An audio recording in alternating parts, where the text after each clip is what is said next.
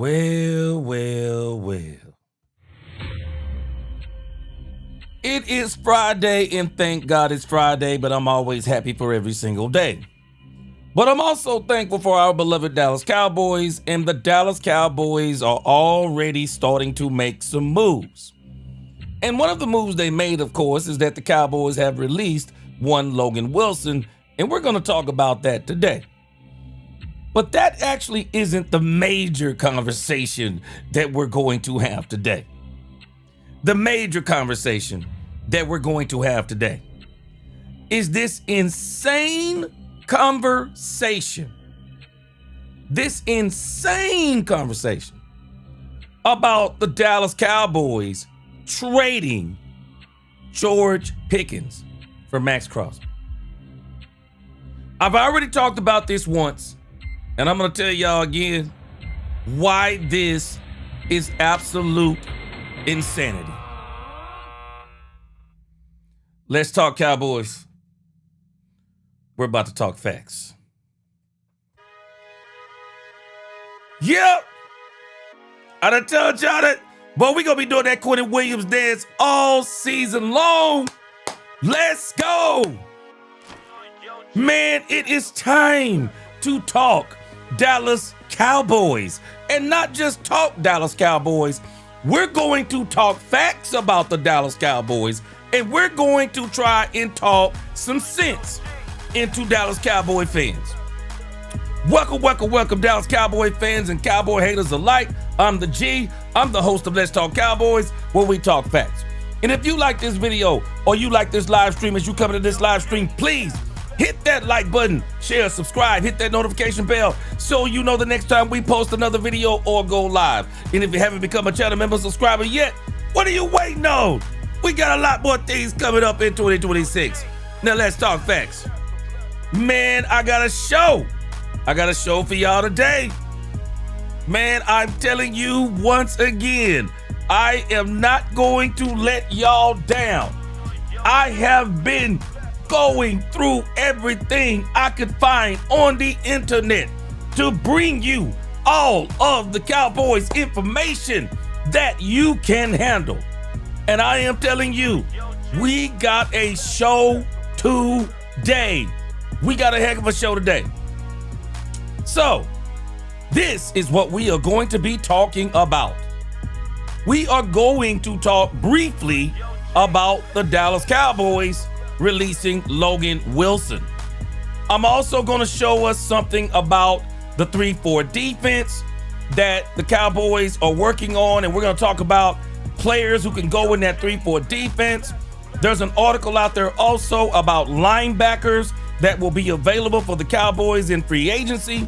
Then we're going to listen to 105.3, talk about the Logan Wilson release.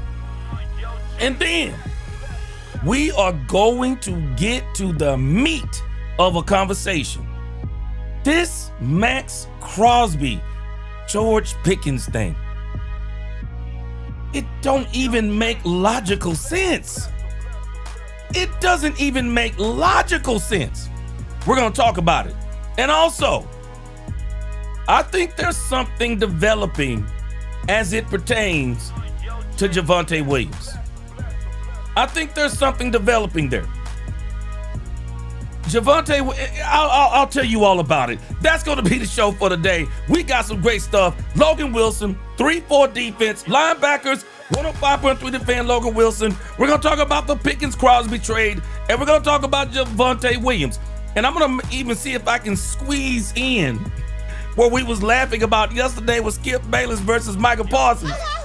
Is heating up. Boy, I'm so glad we are not dealing with that nonsense. But it is absolutely comical in what these two people have going on. And again, if I could give Michael Parsons any advice, don't do it. Don't do it. Leave it alone. You are not dealing with a person in their right mind. Leave it alone. But again, if we can squeeze that in, we're going to talk about that too. It's absolutely funny. So, man, let's get to this roll call. Let's go. Let's see who is in the congregation today. My sister, the queen. She said, well, I see they've started with Wilson. Who's next? Hopefully they will sign GP next. Well, you know what, Queen? I'll tell you what I'm hoping next. I'm hoping that Kenneth Murray Jr. gets out of here.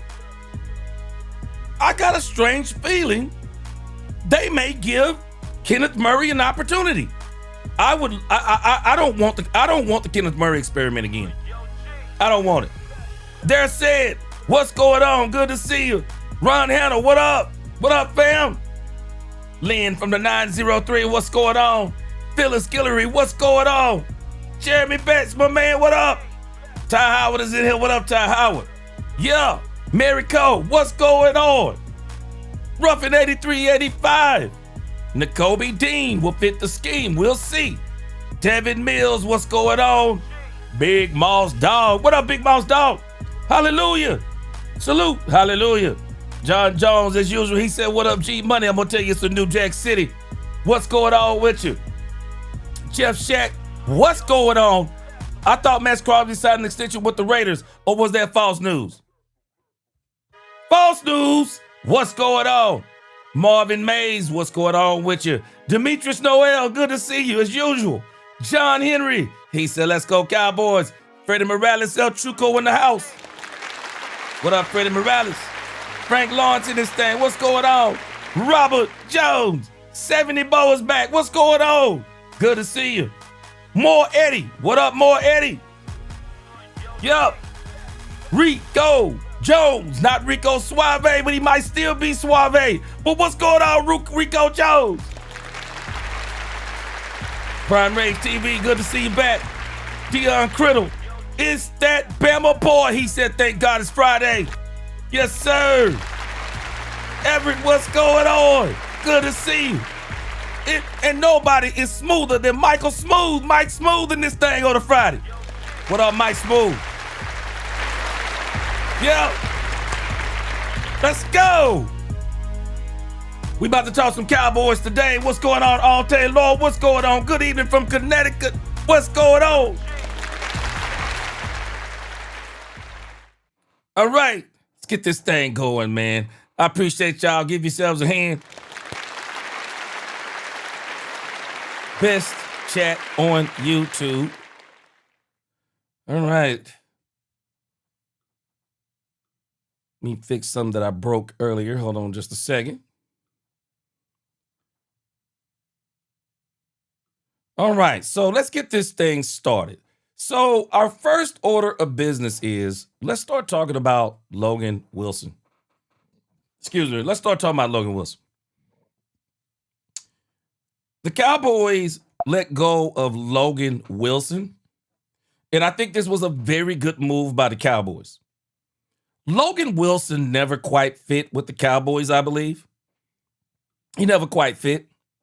Some of this has me wondering if this is something to do with Matt Eberflus also, because, man, we thought Quinnen Williams was Matt Eberflus proof. And even Quinnen Williams didn't quite look the same when you start thinking about some of this stuff as it pertains to players being good no matter what. I mean, even some of them were suffering in this whole Matt Eberflus situation. So let's kind of go over here. There's an article that was written by AZ Sports, and they're talking about this. Let's kind of look at it. This is what I used in the video today. Very interesting, though. They talked about, first of all, this was a salary cap move. I believe it's a salary cap move, but I don't think that's the major part of it. Because even though they're saving, as it says, $6.52 million, I don't think that was the major issue.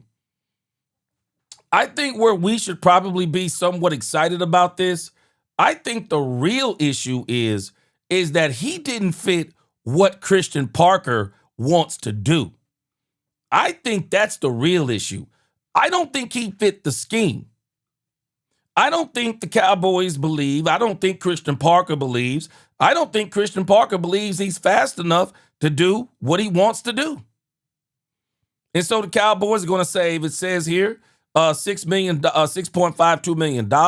It says most of Wilson's cap hit is from a $6 million salary he was owed in 2026. His contract, which he signed with the Cincinnati Bengals in 2023, ran through 2027. At 30 years old, Wilson will look for his third NFL team since the start of the last season. Now, I believe he can play. I don't think it's an issue of he can't play. I don't think he fits what Christian Parker wants to do. And so this is one of those things I believe is attributed to Christian Parker. And I'm very interested to see what do they do with one Kenneth Murray. It says what went wrong. It says, first and foremost, it should be noted the Cowboys traded for Wilson in a low-risk move. They gave up a 7th-round draft pick, knowing their relationship with Wilson could be short-lived. And the thing that I really fault the Cowboys for, though, in the Logan Wilson situation, I mean, I don't really think they gave him the true chance. I think they gave him a chance, but I don't think they gave him the true chance. Either he wasn't looking good or they really like Kenneth Murray. And I'm leaning towards the latter. Man, they really seem to like Kenneth Murray because I'm still shocked that Kenneth Murray's on the team. I mean, for me, as soon as the season would have been over, Kenneth Murray would have been off the team. So we already see, of course, the Bengals benched. We know that the Bengals had benched Wilson this year. He had a calf issue. He couldn't move the way that he was once moving, or at least that's what they say. And then we see, they're talking about the game where he was supposed to play, didn't play. There was some confusion. He didn't get a chance to play a snap. So we knew that happened in December. It says the defense didn't have many snaps. They made all these excuses, but nevertheless, it seems to be attributed to Matt Eberflus is the reason why he actually didn't get in the game. Because Jerry, before that game, was saying, we're going to see a lot of Logan Wilson. Didn't see him. Absolutely didn't see him. Says Cowboys linebacker future. Now, this is the thing that kind of has me scratching my head. They have 4 linebackers listed. Demarion Overshown, Maurice Leofau, Shamar James, and Justin Barron. Where is Kenneth Murray Jr.? I'm sure Kenneth Murray Jr., unless something has happened I don't know about, I don't know. Maybe he disappeared from the roster like he kind of disappeared on the field sometimes. I don't know. I don't know. All I'm telling you is he's not on the list, and he should be on the list. So in reality, the Cowboys have 5 linebackers. The Cowboys have 5 linebackers. But I think the real problem with this is I have been looking at this today. I think the real problem with this is, hold on, let me do a little housekeeping here. I think the real problem with this is even though the Cowboys have 5 linebackers, I don't believe they have the linebackers to, I don't think they have the linebackers to do what they're trying to do. That becomes my issue.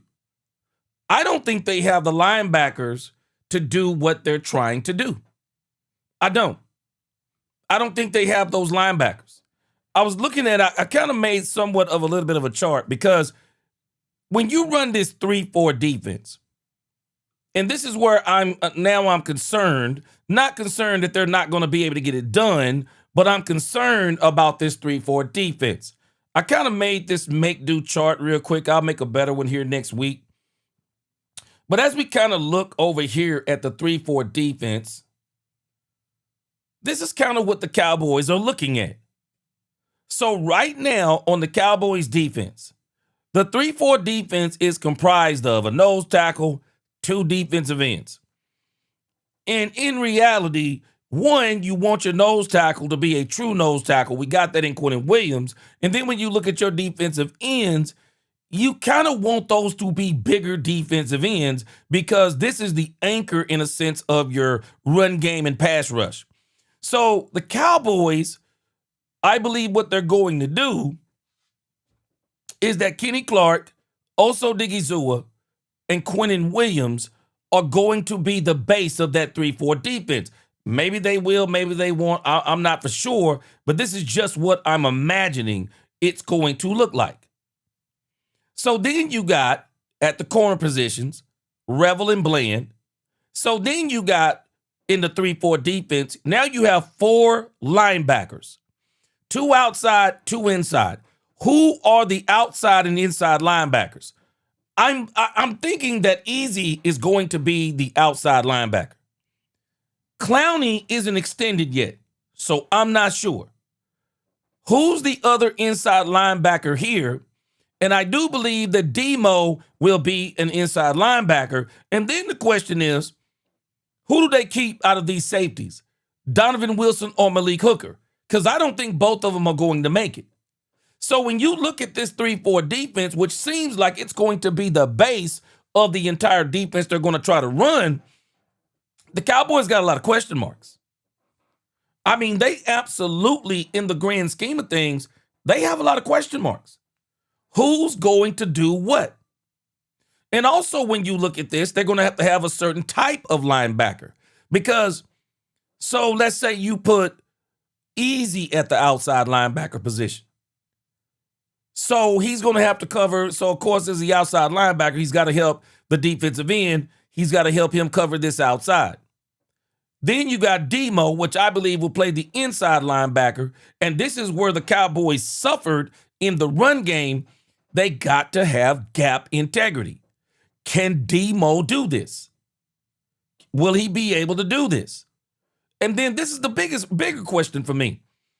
I really think they're going to give Murray another opportunity inside linebacker. And this is crazy to me.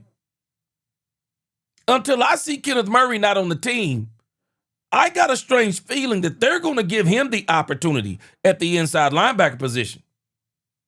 And then here's another question that I have. Do you put Clowney at that outside linebacker position? Because surely you're not going to move Clowney to the defensive end position here unless you're going to roll with Kenny Clark at defensive end on that side, on the right side, and then you're going to roll with Quinnen in the middle, and then you're going to roll with Clowney here. Well, then who becomes the outside linebacker? The Cowboys have got some personnel, and we already knew this, but the Cowboys got some personnel issues. Because in order to run this 3-4 defense, and I'll be honest with you, man, this 3-4 defense requires a lot of discipline, which is something when we think about the gap integrity the Cowboys had this year, they were just not able to do it. They couldn't contain those gaps. A gap, B gaps, and C gaps. I mean, they just fell apart once the run game, once the run game got here. You had teams, they would crash down on Quinnen Williams and get double teams. They would crash down on Kenny Clark and get double teams. You can sometimes single up on Oso Digizua. So that means that if someone shifts Quinnen to the right and they shift whoever's playing here to the left, then that means that whoever's playing inside linebacker, are they the type of linebacker that can cover that A gap? Man, this is going to be a serious issue for the Cowboys. And this is why they're going to have to do an incredible job in free agency. They're going to have to do an incredible job. Not just an okay job, but an incredible job. And the reason why I'm saying this is it applies to this 3-4 defense. Because again, when I look at who the Cowboys have listed at linebacker, I mean, there is really only one of these people that I'm even confident in the grand scheme of things. There is only one of these linebackers that I'm fully confident in, and that's Tamarion Overshown. I don't know if I trust Shamar James and Justin Barron. Maurice Leofau, he flashes, but then he does dumb things. I don't think they have the linebacker core to do this. I really don't. I don't think they have the linebacker core. Overshown, yes. Ezaraku will be one of those. So that's 2. Clowney, will you alternate him between defensive end in the 4-3 and then put him back at the outside linebacker position in the 3-4? And I'm sorry, if the Cowboys are counting on Kenneth Murray Jr., this is self-sabotage. This is self-sabotage if the Cowboys try and force Kenneth Murray on Christian Parker and that crew and saying, well, we like Christian Parker. I mean, we like Kenneth Murray Jr. You know, we call him K9, and we just think if y'all would coach him up and train him, he'll be a lot better. Cowboys got some work to do at linebacker. Cowboys have some work to do at linebacker. And I was saying this last year before I even thought they were going to move to the 3-4. They have got to get Demarion Overshown a consistent. They have to get Demarion Overshown a consistent running mate that can play linebacker. They really do. They've got to get him a consistent running mate. And also, hey, knock on wood, prayers up. First offseason, Overshown has went into healthy. So now, okay, so, all right, okay, Bass is hipping me up to something. Okay, hold on a second. Okay, so Kenneth Murray is a free agent. Okay, is that what it is? Okay, I was wondering about Kenneth Murray because I haven't heard anything about him. Okay, so Murray is a free agent. Well, if Murray is a free agent, then that even makes it even more. That makes it even more imperative that the Cowboys get some linebackers. I just don't think Maurice Leofau is big enough. I don't think Leofau is big enough. And then when it comes to Shamar James and Justin Barron, you know, kind of untested. I mean, they've had some playing time, but I'm not sure if we like what we saw with them. I'm not sure if we like what we saw. Okay, so again, Murray is gone as a free agent. Okay, Tony Nichols, what's going on, Tony? Whoa, you know what? Tony, I didn't think about that. Sam Williams. Sam Williams could probably play inside linebacker. Okay, I get you. Sam Williams could probably do it. So they probably will give Sam Williams an opportunity at that inside linebacker position, see what he does. USMC, Kenneth Murray free agent in 2026. Okay, that must be the deal. That's why they don't have Kenneth Murray Jr. listed. Because I was wondering about Kenneth Murray Jr. because I hadn't heard anything about him. I really didn't. Okay, Bass, he said Leofau isn't big enough. That's kind of where I am too. But someone mentioned up here in the chat, about maybe trying out Leofau at safety.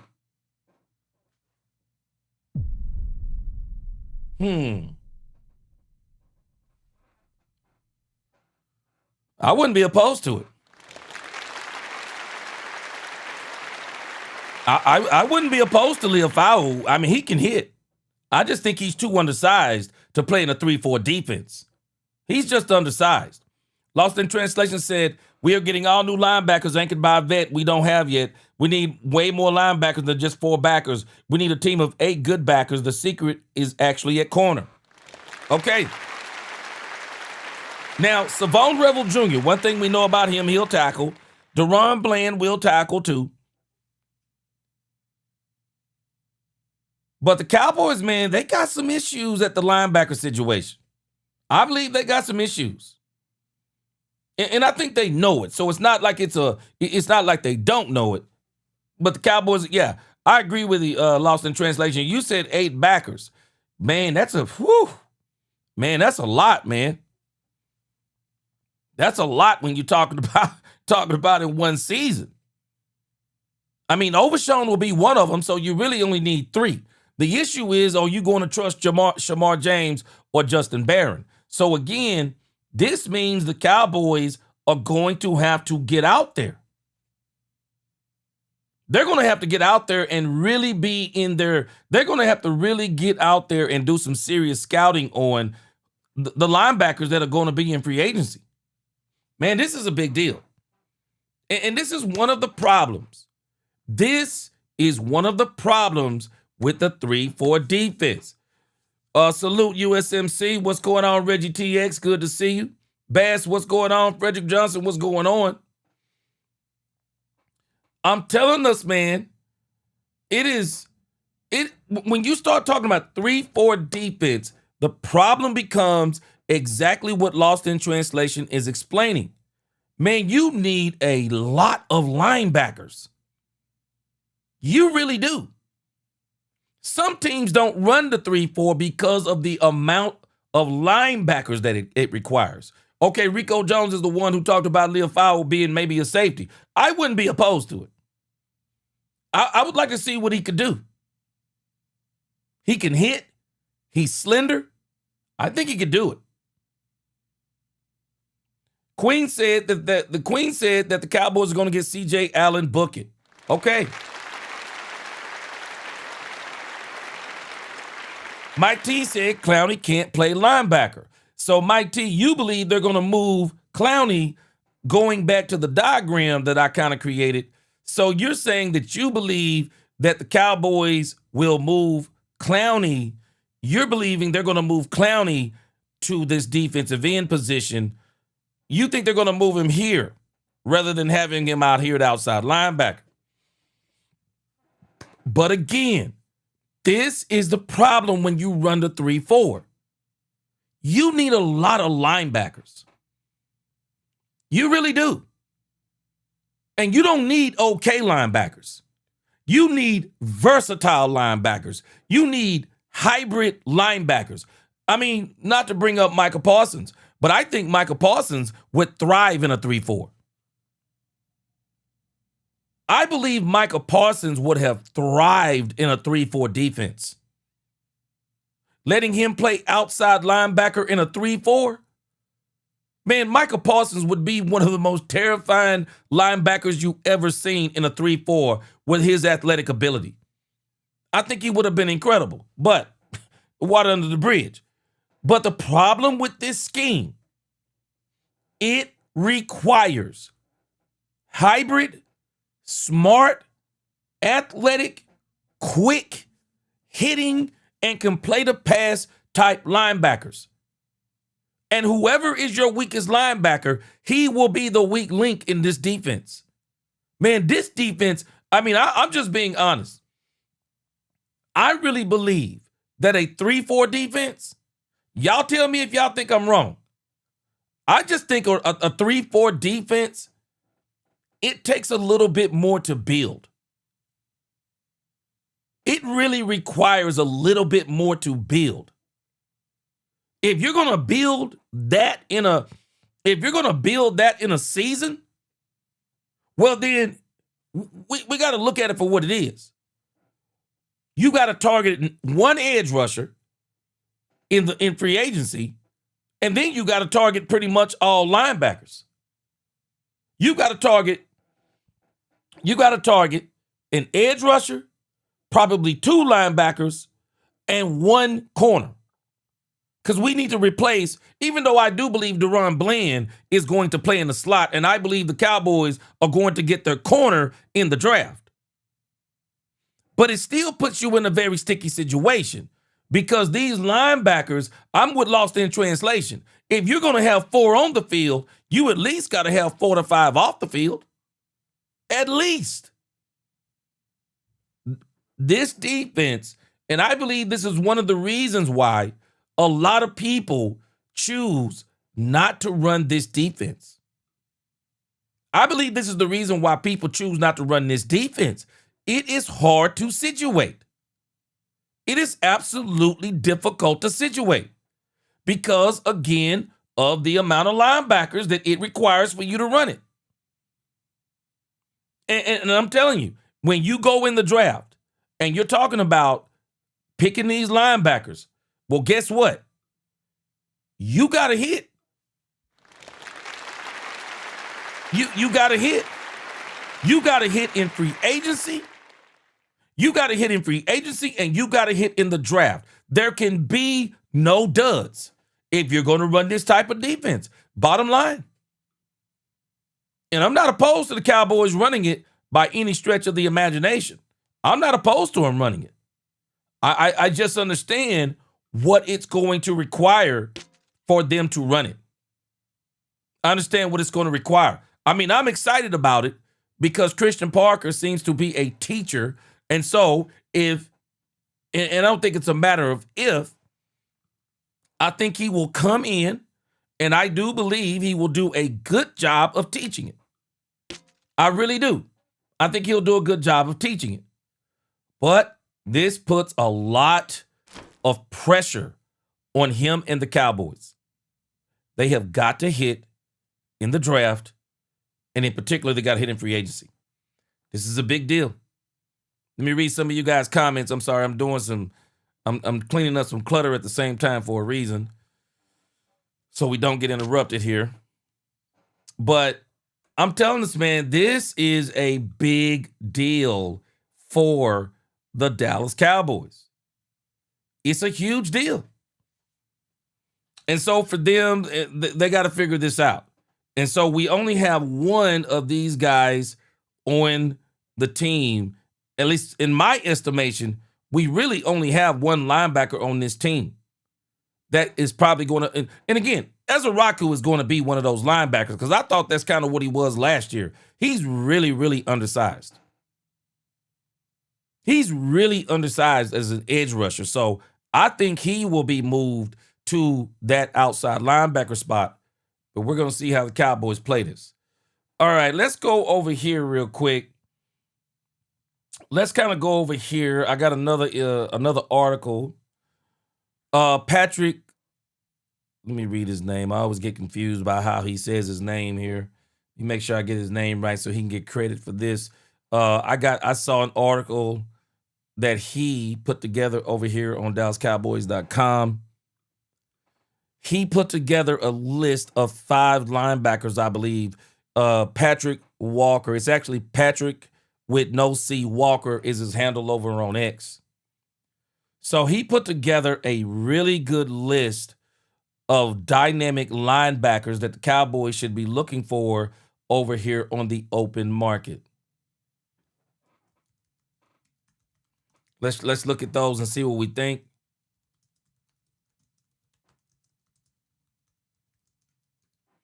All right, let's look at these and see what we think.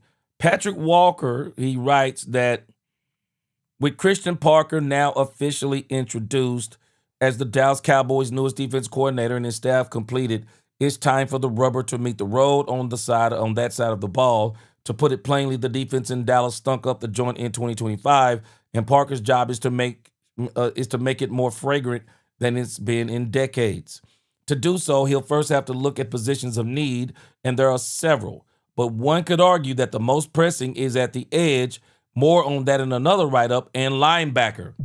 Yeah, that's where I am. That is really where I am.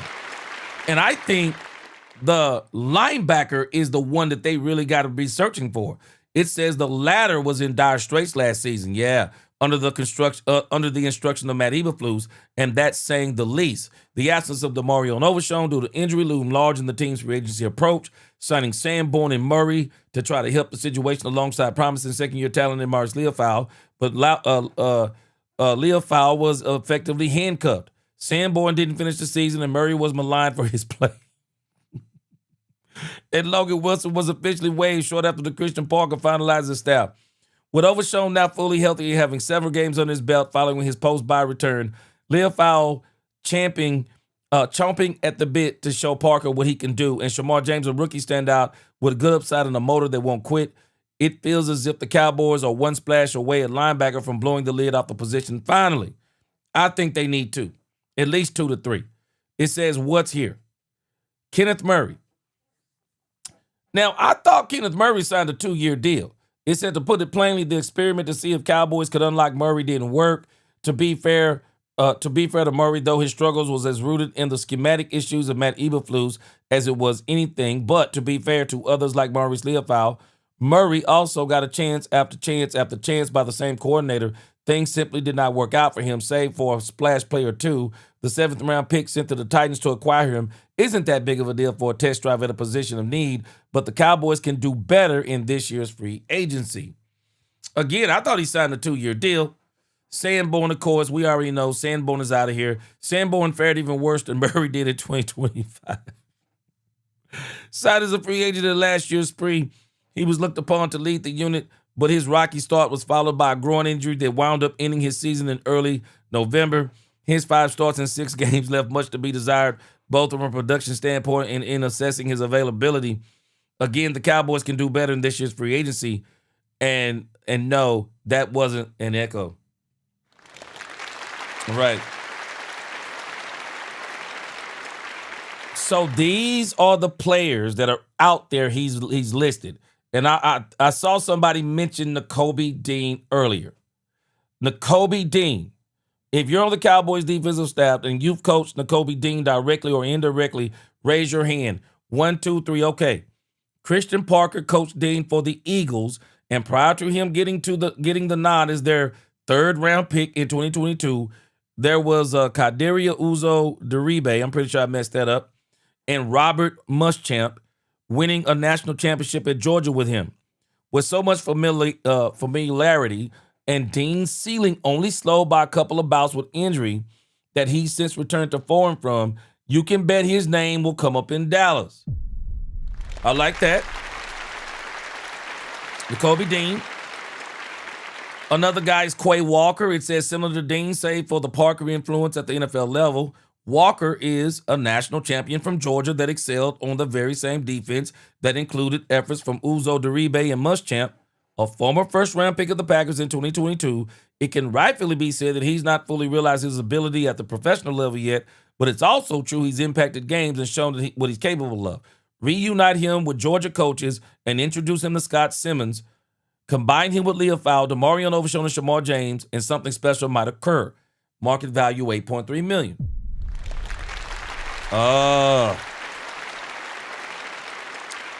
And the old Dan Quinn favorite, Bobby Wagner, the timeless one. I'll give Bobby Wagner credit. Everybody need to check what Bobby Wagner does in the offseason. Man, Bobby, man, they write Bobby off and Bobby don't write back, man. Bobby is in really good shape to be at his age. It says, I honestly don't know how many times the Cowboys are going to pass on the future Hall of Famer, only to realize he's still a game record despite being 35 years old. He can still play.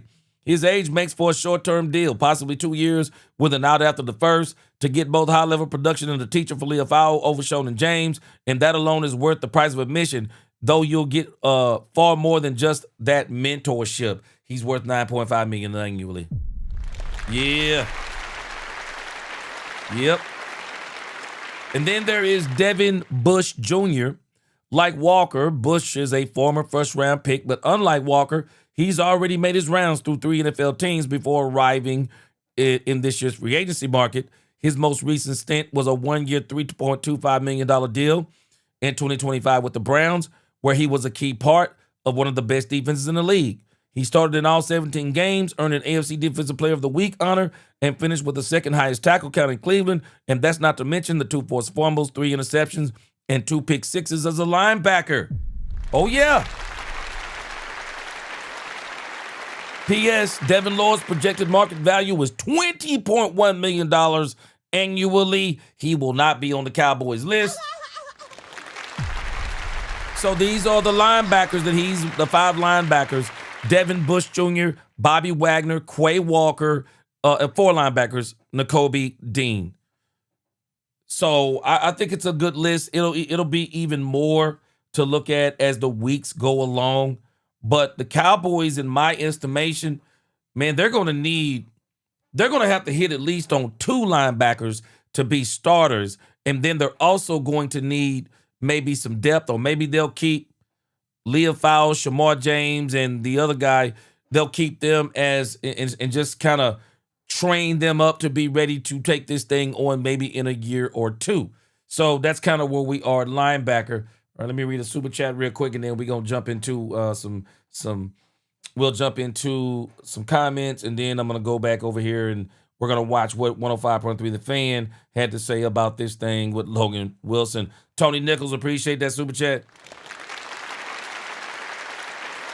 Tony said, gee, even with the linebackers, A large, agile, smart offensive line can overcome the best 3-4. Yep. Remember what Dallas did to Buffalo. Yes, sir. I like your point there. Remember what Dallas did to Buffalo and the Pittsburgh Steelers in the Super Bowl. Parcells, Phillips, LeBeau, and Lewis ran the best 3-4 Ds. Yeah. Man, let me tell you something, Tony Nichols, and you probably already know this. Man, let me tell you something. These 3-4 defenses, they either make or break you. They either make or break you. You mess around and put one wrong player in the 3-4, and your defense is done. Putting together one of these kinds of defenses, I'm telling you what I know. These defenses are very tough to put together. And I'm telling you, man, a lot of people don't dare do it. It's tough because you got to have some doggone linebackers. I mean, you got to have some serious linebackers, man. You can't have just anybody.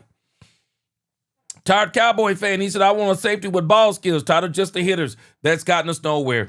1,000% agree. 1,000% agree. Ron Hanna said, I also think one of those Eagle linebackers might try to follow CP. Yeah. Ezra Rocco at linebacker. Yeah, I think that's what's going to happen, Timothy Govan. What do you think? I think that's what's going to happen. Rico Jones says, smart is the word of the day, G. Yeah. They got to be smart, man. They really do. They really do. They got to be smart. So, this linebacker situation for the Cowboys is going to be very, very important. It's going to be very important. Lisa Worley, what's going on? Good to see you, Sister Lisa Worley. Good to see you. Mike T said 3-4, you really need a good nose tackle. I do think we got the nose tackle, so I'm not worried about that. Frederick Johnson said, true, G, going to take time. Advantages are it is less expensive. Defensive ends cost more. Defensive ends cost more than defensive end, but it's easier to disguise pressure. Yeah, it's going to be tough. I mean, to put this 3-4 together, and I'm not saying they're not going to be able to do it because I do believe they are, but boy, it's going to take a minute. We'll see what happens. Bama Boy said, G, going to a 3-4 when you don't have the personnel is going to be some growing pains. Yeah, that's where I am. I mean, that's the reason why a lot of people don't mess around, man, because to get 4 really, really good linebackers, plus to have some depth at the position, whew, that's tough. Lost in Translation said, G, I see what he's doing. He's going to slide Clowney at the right inside linebacker on running downs, then outside on passing downs. Yeah, I'm thinking that Clowney's going to move to the linebacker position. That's what I'm thinking. Man, Devin Lloyd would be, man, I would love to see Devin Lloyd. What's going on, Brian Worley? What up? Hey, Bass, I do believe Quincy is coming here. I do believe Quincy is coming here. I do. Mim, what's going on? He said Thieneman. Yeah, I'm with you. I'm with you. Bama Boy said the 26th Combine going to change the pecking order on drafting day. Just watch what happens every year. Yeah, man, I'm excited about the Combine again. Very excited about the Combine. Yeah, Rico Jones, Patrick is really good, man. He's really good. Bama Boy said Vach was looking at the linebacker or defensive end from Pittsburgh, number 51. Check him out. Okay. Bass said Devin Lloyd, a pipe dream. Boy, yeah, but I tell you what, I'd love to be able to get it. Frederick Johnson said, yeah, it's going to take time. Advantages financially. Defensive ends cost more than linebackers. The 3-4 front is easier to disguise pressures. Yeah, it's going to be, yeah, we got to get, but again, I think they can do it. I think they can do it, but it's going to be tough. USMC said, I highly doubt we're playing 4 linebackers, and it won't be the old 3-4 style. You may see a safety in the box. You can call 3-4. Oh, yeah, 5-2. I heard him talking about that, a 4-3. Just depends on personnel or even a nickel package. Yeah.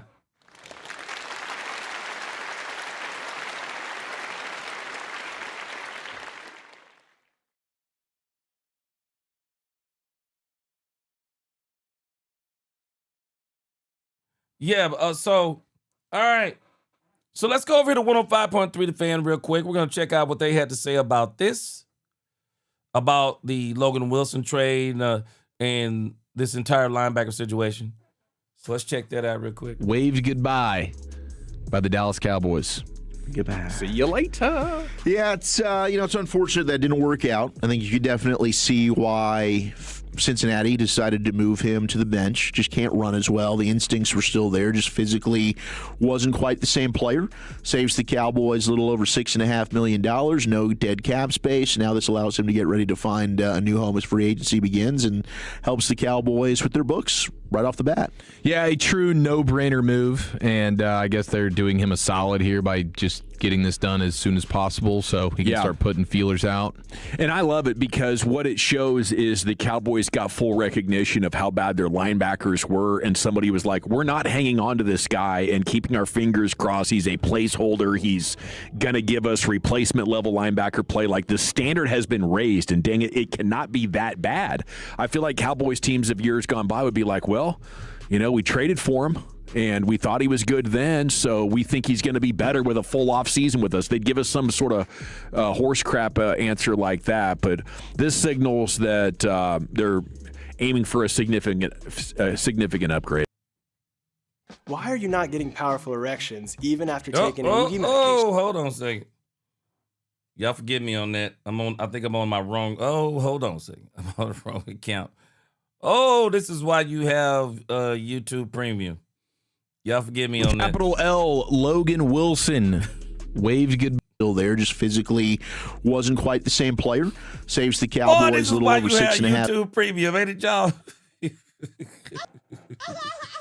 is why you have YouTube Premium. Man, boy, y'all forgive me on that. I'm too old to be embarrassed, but it's crazy. $1 million, no dead cap space. Now this allows him to get ready to find a new home as free agency begins, and helps the Cowboys with their books right off the bat. Yeah, a true no-brainer move, and I guess they're doing him a solid here by just getting this done as soon as possible so he can start putting feelers out. And I love it because what it shows is the Cowboys got full recognition of how bad their linebackers were, and somebody was like, we're not hanging on to this guy and keeping our fingers crossed. He's a placeholder. He's going to give us replacement-level linebacker play. Like, the standard has been raised, and dang it, it cannot be that bad. I feel like Cowboys teams of years gone by would be like, well, we traded for him, and we thought he was good then, so we think he's going to be better with a full off season with us. They'd give us some sort of horse crap answer like that, but this signals that they're aiming for a significant upgrade.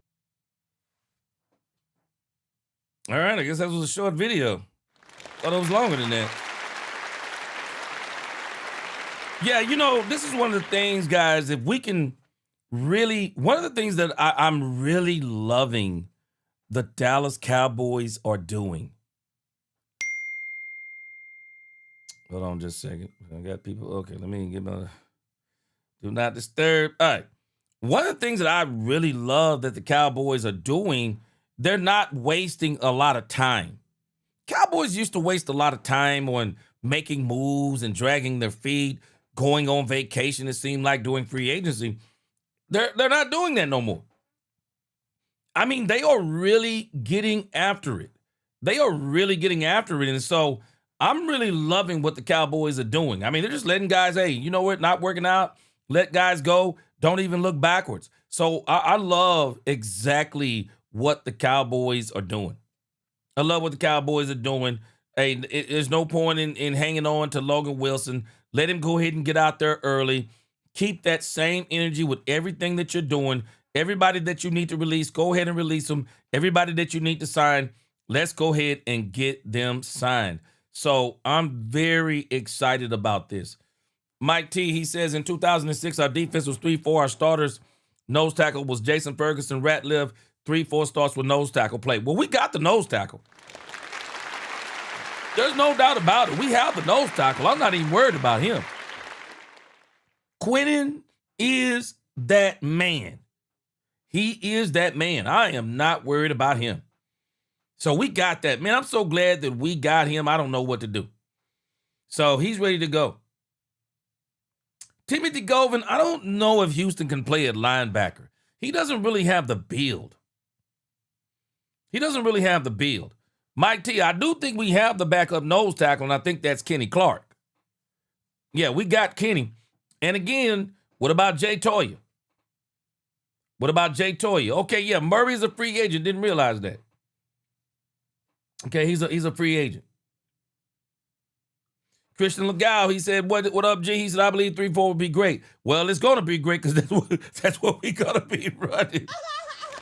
Yes, sir. That's what we're going to be running. I'm not mad at it. Yeah, Reggie, I really think that Clowney is going to play that outside linebacker. And again, as someone mentioned, it might have been lost in translation, I think he might run it inside and outside. I think that may be correct. My man, Star Guardian X in the building. What up, Star Guardian? He said, I'm still surprised that half of Cowboys Nation is on the trade Pickens for Crosby train. Remember what no number 2 looked like? Crazy work. Star Guardian. I do not believe half of Cowboys Nation. Everywhere I've seen that listed, I continue to see opposition to the George Pickens, Maxx Crosby switch. Man, you know what? Respect to anybody who wants that. I mean, it's not like, I'm not saying it's a wrong answer per se. But for me, I'm looking logically. It doesn't make sense to trade George Pickens for Maxx Crosby. So, hey, you know what?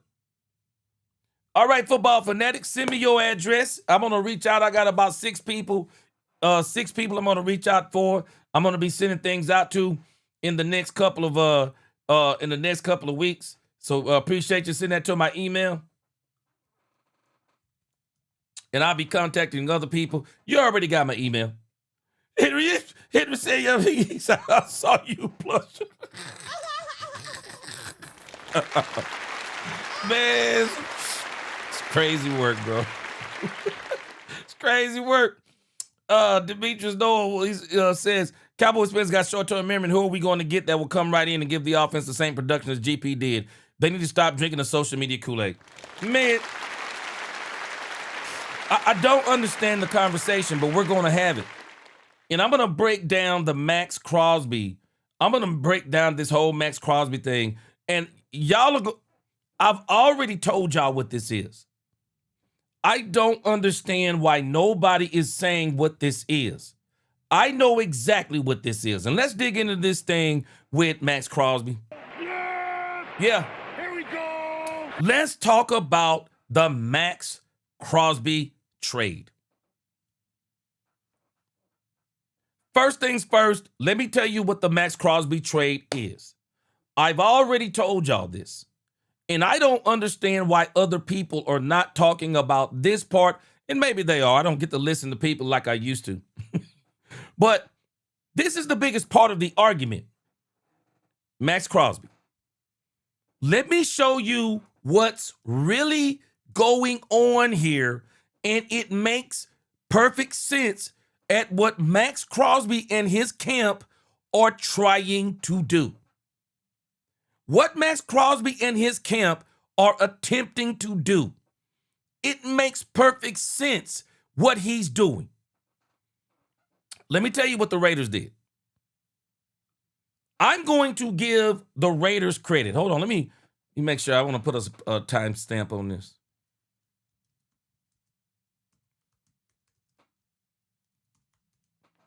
Let me tell you what the Raiders did that was so smart. The Raiders gave Maxx Crosby the Trayvon Diggs treatment. They gave Maxx Crosby the Trayvon Diggs deal. You give him a huge deal, but you put all the guaranteed money. You put it within the first 3 years of the deal. So that if he falls off by year number 4, or if he starts falling off in year number 3, if he gets injured in year number 3 of the deal, you've already given him all of his upfront money. And so you get to cut him and walk totally away no dead cap money, and no guaranteed money. I don't understand why nobody sees what this is. This is not about Maxx Crosby coming to the Dallas Cowboys. This is a ploy by Maxx Crosby and his camp, and I'm not mad at him. It's a football business. This is a ploy by Maxx Crosby and his camp, and it makes perfect sense. He has no more guaranteed money left on that doggone deal. That's what this is about. That's all this is about. Maxx Crosby and his camp, they are I believe they are the root of all of this. First it came out, Maxx Crosby is not going to play another down for the Raiders. Maxx Crosby mad at the Raiders because he didn't get to play the last 2 games of the season and he walks out of the Raiders. Then Maxx Crosby comes back and says he don't know where all this coming from. You keep getting all of this talk about Maxx Crosby and what they'll be wanting and what the Raiders will be wanting if they trade Maxx Crosby. Y'all don't think this is by design? Even the Raiders have a vested interest in this. Look at this contract. I got news for you. This contract, they were never, are y'all ready for this? They were never extending Crosby. And don't let me say never. More likely than not, they were not going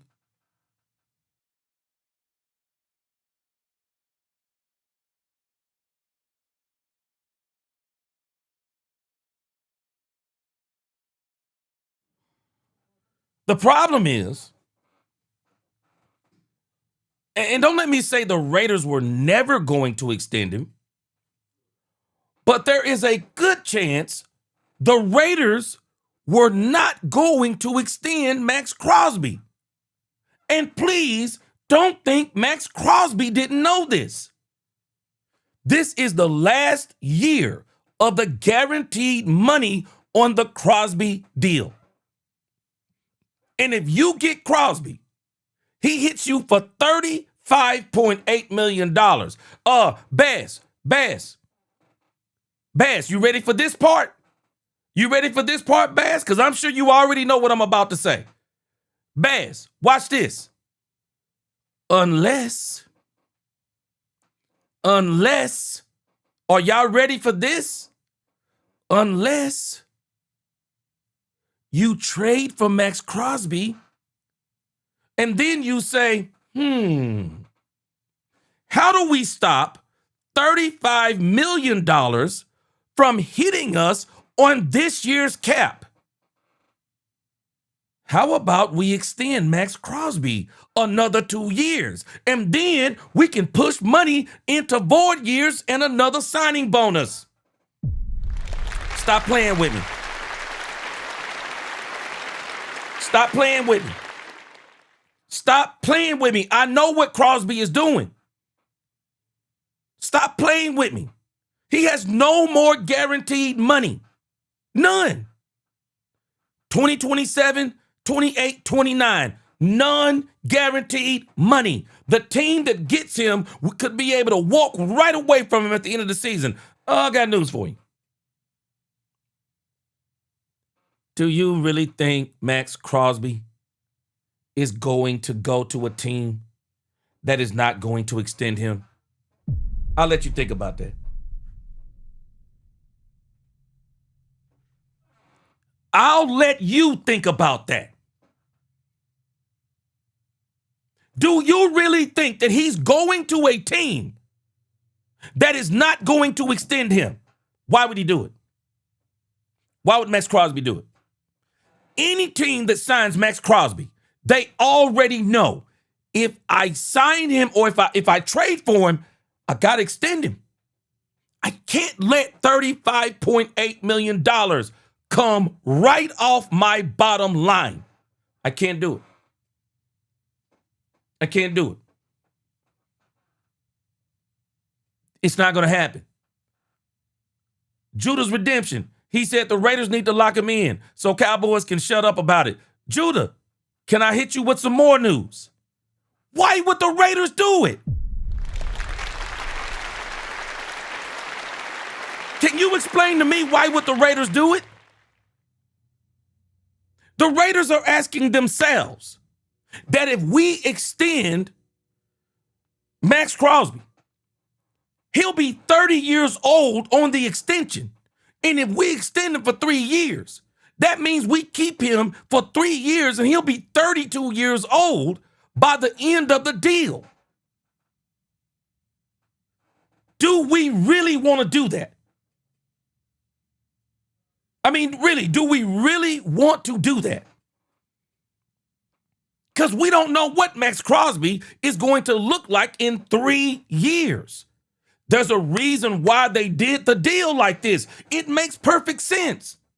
They always knew they wanted to get from up under Maxx Crosby in 3 years. And watch this. And you don't think that Maxx Crosby wanted to see if he could hit the lottery again? Stop it. Stop it. You need more people. I don't understand why no one else is talking about this part. And this is why even the Raiders are complicit in this game. They're complicit. Let me give you another issue that Maxx Crosby has with the Raiders. Y'all do know the Raiders are in a rebuild. They're in a rebuild. Maxx Crosby knows right now, and I don't mean right now, I mean right now, R-A-T. He knows right now, if he stays with the Raiders, he's choosing the money over the championship. He's choosing the money over the championship. Because it will at least take the Raiders. Because surely the Raiders aren't going to the Super Bowl next year. I mean, stranger things have happened, but they're not going to the Super Bowl next year. That means that in 2027, when he would have no more guaranteed money, the Raiders would have to decide if he is what they want to go with going forward. And he's got to make a decision on whether he wants to be with them going forward, depending on how the rebuild is going. If the Raiders don't improve a whole lot in 2026, then that means in 2027, it's going to be another year that he's not going to win. And so he'll have to decide if he's willing to wait until 2028 or 2029 to be competitive again. Does Maxx Crosby want to do that? Do the Raiders want to lock him down and take a chance on will he still be productive by the time he turns 32 years old? Or the Raiders in a rebuild. What if they don't do good this year? What if the Raiders with Maxx Crosby, what if they only win 5 games? Brand new quarterback, brand new coach, implementing a whole bunch of new things. What if they only win 5 games? Do you know they'll be at the top of the draft again? Oh, I got another one for you. And if I'm at the top of the draft, do you think I want to spend money on Maxx Crosby? Do you think I want to come back and try to give Maxx Crosby, because you know full well he believes he's one of the top 5 pass rushers in the game. You don't think he's going to want somewhere around Myles Garrett money? Heck, he might want to exceed Myles Garrett. He might even want to exceed Michael Parsons. You really think the Raiders are going to do that? When the Raiders could easily just say, and this is them playing the game too, what if we trade Maxx Crosby? And what if we can get, and that's now move the Dallas Cowboys in the conversation. Rather than us keeping a 29-year-old Maxx Crosby and extending him into his 32 years of age, what if we could get a team like the Dallas Cowboys to give us a 24-year-old super stud in George Pickens, get George Pickens, plus get one of the Cowboys' first-round draft picks. And then we get to go in the draft at number 20, and we get to replace Maxx Crosby, pay less money, and we got a superstar wide receiver for our brand new quarterback who will be with our brand new quarterback for at least the next 3 to 4 seasons. Stop it. Stop playing with me. Stop playing with me. This isn't advantageous to the Cowboys. This isn't advantageous to the Cowboys. Let me tell you who a Maxx Crosby is advantageous for. Maxx Crosby is advantageous for a team that may feel like they're one player away. That's what he is. A team that feels like they're one player away. We're not one player away. We're about 4 or 5 players away. And not only are we 4 or 5 players away, if you take away George Pickens, you're 5 or 6 players away. Stop playing with me. Stop playing with me. George Pickens makes your offense a top 3 offense. You get Maxx Crosby. He doesn't make your defense, not even a top 10 defense this year. Stop it. Stop playing with me. Stop playing with me. I'm not taking a defense from top 3. I'm not taking an offense from top 3 to get an aging player who there is no guarantee that he even takes my defense to mid-pack. I'm not doing it. Stop playing with me. I'm not doing it. I'm not doing it. Y'all better understand what Crosby is doing. Crosby and his camp are genius. They want an extension. That's what they're wanting. They're wanting an extension. And I'm going to tell you about the Raiders. They're complicit. They're smart too. They understand they're in a rebuild. And they don't want to rebuild with Crosby because Crosby, number 1, he might not be willing to do it. But then number 2, are they really wanting to give him Myles Garrett money? Stop it. I don't need it. I'm rebuilding. I'd rather get me a number 20 pick and then draft one of the top 10 defensive players in the draft, and I'll replace Maxx Crosby. Because by the time we get to 2027, that defensive end that we would get in 2026, he'd be ready by 2027, and we replace Maxx Crosby for less money. Stop playing with me. Stop playing with me. It don't make sense. The GP trade is dumb. The GP trade is dumb. The Cowboys don't need to do it. Why would you trade away a 24-year-old super stud that you won't be able to replace in the 2026 draft and you won't be able to replace in the 2027 draft? You can't replace in free agency. You will not be able to get a wide receiver that is better than George Pickens in the next 2 to 3 years. You set yourself back at least 2 seasons. Stop it. Stop it. Stop it. It's dumb. It's dumb and it don't make sense. It's dumb. It don't make sense. We've been begging and crying for a number 2 receiver. And I'm telling y'all right now, Tedder McMillan, I don't know what he's going to be in 5 years. I'll tell you this. He's not George Pickens right now. And he won't be George Pickens this year either. I don't even think he'll be George Pickens next year. George Pickens is a special talent. Why would you get rid of him? Why? Why would you do it? Why would you get rid of the player your quarterback is asking for? Why would you get rid of the player that your wide receiver is asking for? Why would you get rid of that player? Why would you do that to your team? Why would you rob Peter to pay Paul? You're going to take away from your top 3 offense to add to a defense that may actually take you 2 years to build. There is no way. There is no way. This doesn't make any sense for the Cowboys. Absolutely none. It makes no sense. And I don't understand some guy out here, and we're going to listen to the video, but some guy out here He's thrown this thing out. He posted this. And we'll listen to the video after this. But some guy by the name, and excuse me, I'm not being disrespectful. I'm just not as familiar with him. His name is Dan Graziano. I don't know. I guess this name, Dan Graziano, it carries some weight. Dan Graziano. Raiders get the wide receiver George Pickens, a 2026 first-round pick, number 28 overall. Why would I do that?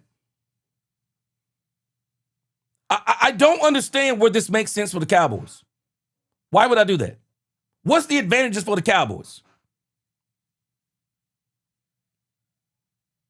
An edge rusher that you could possibly get in the draft? I said this the other day, and I'm going to say it again. The Cowboys don't need the best edge rusher in football. We've been there and done that. What the Cowboys need is the best team in football.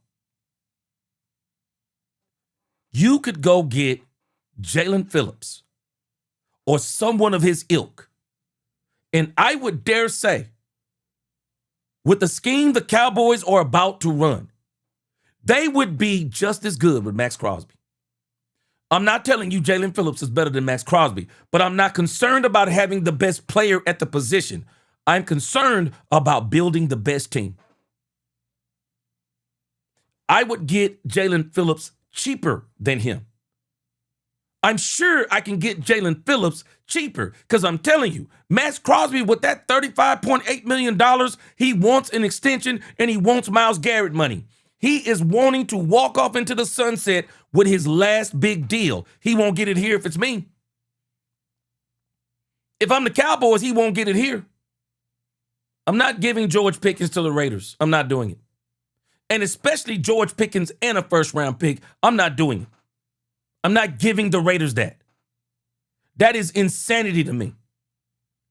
I'm not taking no second-round pick. I'm not taking Crosby and a second-round pick. I'm not doing it.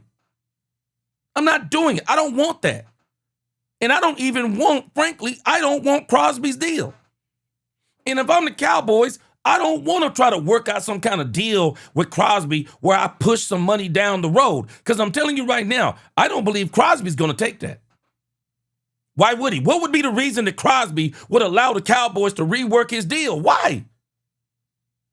Unless they're going to extend him. That's the only deal he wants to rework. He doesn't want to rework anything else. Listen to these guys on the fan over here. They're making some of these same points, and then I'm going to come to the comments. Said, would you make this trade? Evidently, Dan Graziano, ESPN, has pitched out a wild Maxx Crosby trade. You have this? You don't have this, do you? The Raiders receive, the Cowboys receive Maxx Crosby and a 26 second, number 36 overall. Oh, is it going to be for both of our firsts? For George Pickens and number 20. Now watch this. Let me infuse some more logic into this.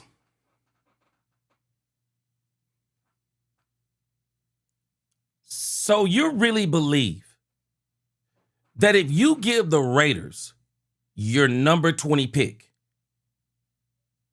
you really believe that Maxx Crosby makes up for the pick that you lost, when in actuality, Maxx Crosby has created another problem because there is no wide receiver in the second round that will be nowhere near as good as George Pickens. Not even in 2 years. CeeDee Lamb wasn't George Pickens in 2 years. George Pickens wasn't even George Pickens now that he was 2 years ago. George Pickens is at a different place in his career. This man is hitting peak George Pickens. And I think his ceiling is still higher than what he done this year. You are not going to replace GP with a second-round pick. You just put yourself behind the 8 ball because you will not replace GP this year. You will find yourself trying to replace GP the following year. And you still got to hope you hit then. You're actually going to lose 2 picks trying to replace George Pickens. It is not worth the Cowboys to go down that road. It's not worth it. This is a sucker's deal. And anybody, if you don't have enough sense to understand what I'm telling you, and Crosby is not going to any team that is not going to talk to him about an extension. He wants an extension. And I don't believe he's going to take no $30 million a year extension. No. Why wouldn't he want Myles Garrett money? Y'all don't think Maxx Crosby thinks he's one of the top 3 pass rushers in this game? Why wouldn't he want Myles Garrett money? Why wouldn't he want TJ Watt money? Why wouldn't he want it? The Cowboys don't need to go down that road. The Cowboys can get defense in this draft and in free agency that they would probably be just as good if they go get the players. Forget about the player, get the players, and you'll be just as good. This is one of the mistakes that Jerry has always made. Jerry can always get you the great player, but where Jerry always fails is the great team. I'm not worried about Maxx Crosby. I know he's a great player, but I want a great team. And I want the Cowboys to get players that they're going to be able to anchor this defense for years to come. Quote, the Cowboys likely aren't going to fork over a long-term top-of-market deal for Pickens. So the Cowboys would get Maxx Crosby and this year's second. So I'm laughing again. I'm laughing again. Where are they getting this from? Where are they getting that Jerry Jones and the front office are not going to be willing to pay George Pickens $35 million? Where are we getting this from? Jerry is in love with George Pickens. I do not believe, unless George Pickens is asking for $40 million plus, I do not believe that Jerry would not be willing to sign GP for $35 million when CeeDee Lamb has already pleaded in the court of public opinion. Pay George Pickens more than me. It won't bother me. Wouldn't bother me either. You think it's going to really bother me if I'm making 34 and another wide receiver on my team is making 36? What do I care? What do I care for? I'm getting mine. I'm getting paid. I'm about winning Super Bowls. Jerry, I don't care. Oh, pay him more than me. Lamb has already said this. It's absolutely asinine. Round pick. Just 36. Number 36. For George Pickens and a 26, this year's first round pick, the number 20 pick overall. And all right, I see you in there, Alec. You're gently stroking your beard. Oh. Kevin is now doing math because that's I did watch The Life of Chuck recently, and when Luke Skywalker... Who told you to watch that movie? You did. And when Luke Skywalker starts talking about how important math is, I was just like, that was a beautiful way that he did that discussion. It was really awesome. So there you go. Here's that, again, I'll throw this out there. Okay. In this scenario, this is a trade proposal from Dan Graziano. Cowboys get Maxx Crosby and a 26, second-round pick, number 36 overall. The Raiders get George Pickens and a first, which is the number 20 overall pick. Now, contract-wise, if you're not paying that money for Pickens, are you paying that money for Maxx Crosby? So here is the thing about that. I was really hoping I was going to pull up Maxx Crosby's contract, and it was going to be loaded with a lot of bonus money and restructure money that we wouldn't have to eat. That is not the case. Bingo. Bingo. Bingo. Bingo. You're eating that Maxx Crosby money, period. Not only are you eating that Maxx Crosby money, understand how smart Maxx Crosby's camp is. The only way you eat that money, you give him an extension. That's it. It's the only way you manage the money. You give him an extension. You do a signing bonus. You get a bigger signing bonus. Push money down the road. It's the only way you do it. Maxx Crosby and his camp, I'm not hating on him. It's a football business. But if I'm the Cowboys, I don't want that business. You're eating that money. So we're saying we'd rather pay Maxx Crosby $35 million this year and extend him. He's going to want Myles Garrett money. I'm telling you, he is. He's going to want close to Myles Garrett money. So we're willing to pay Maxx Crosby Myles Garrett money at 29, 30, and 31, and we got a 24-year-old phenom that hasn't even hit his ceiling. That makes our offense a top 3 offense, which may actually be the number 1 offense coming up this season. So we're going to do that to our quarterback. Take away a top 3 offense to get what? What kind of defense are we going to get? Doesn't make sense. You're eating that money in the story.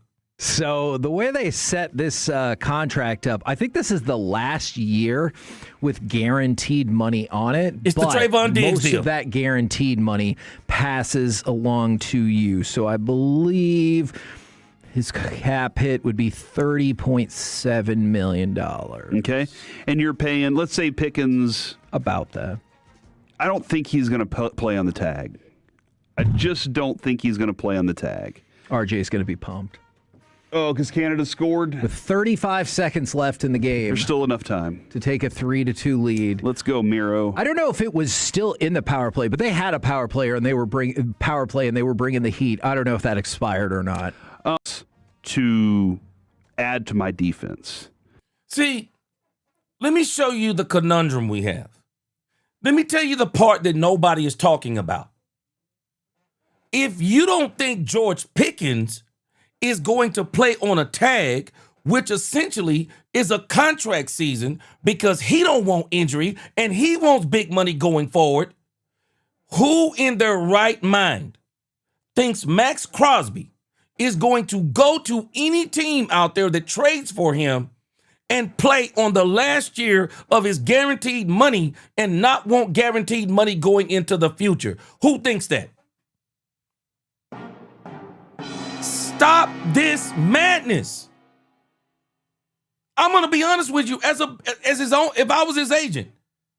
Max, we're not trading you to a team that's not going to be willing to extend you. Watch what I tell you. That is going to be the next condition that Maxx Crosby, as we get closer to the draft, as we get closer to free agency in the draft, you're going to hear that. I guarantee you're going to hear that condition come up. That whatever team Maxx Crosby goes to, he's interested in an extension. He's interested in an extension. Why would he risk playing one season, guaranteed money, and then he could hurt himself? Man, I would be very wary of bringing in Maxx Crosby, and he doesn't say, I want an extension.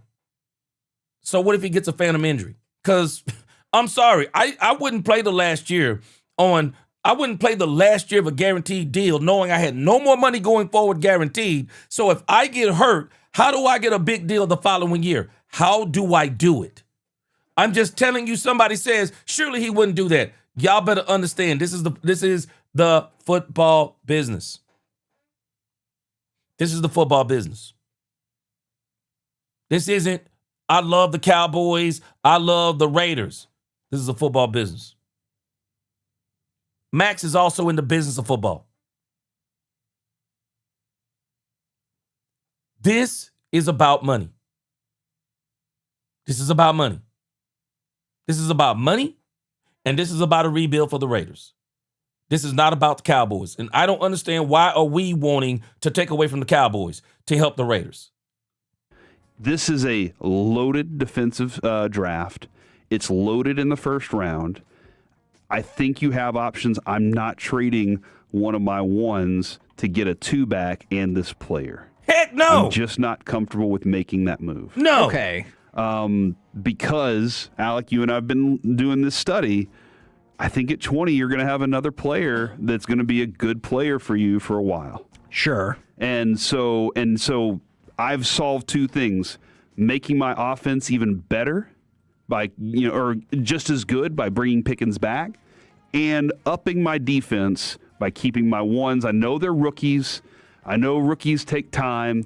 I have a lot of faith in Christian Parker, maybe too much. So that's where I stand right now, is I would not make this trade.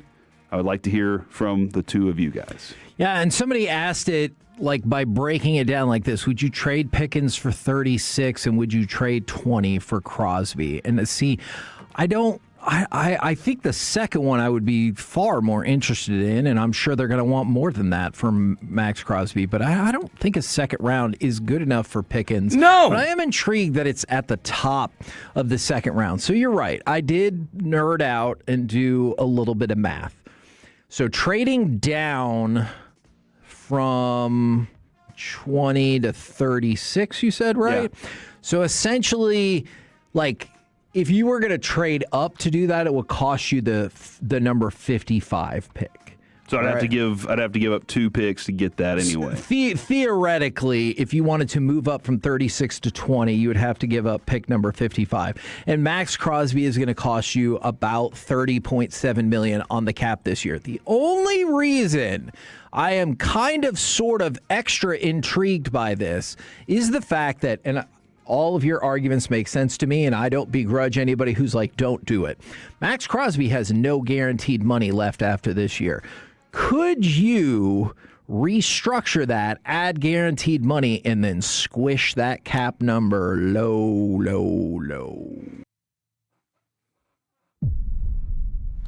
Do you see the ploy at play? Does anybody not see the ploy at play? He's saying it, but he's not saying it. If I'm Maxx Crosby, why would I let you rework my deal?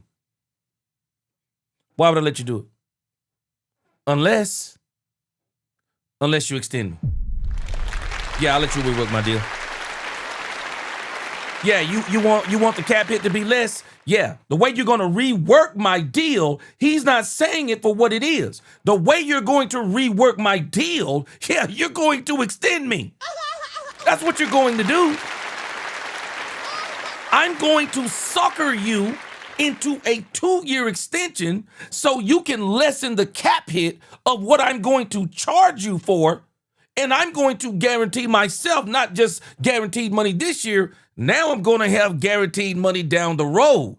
And now you might be even put in a situation that the more you want to lessen the cap hit, the more dead money you're going to have. And what is dead cap money? You're going to be paying for me, not in 3 years. You're going to be paying for me in 5 years, because I'm going to still be getting money, because I'm going to put you in a headlock, because when you put me in that extension, in order for you to lessen the cap hit, you're going to have to put that money down in the void years.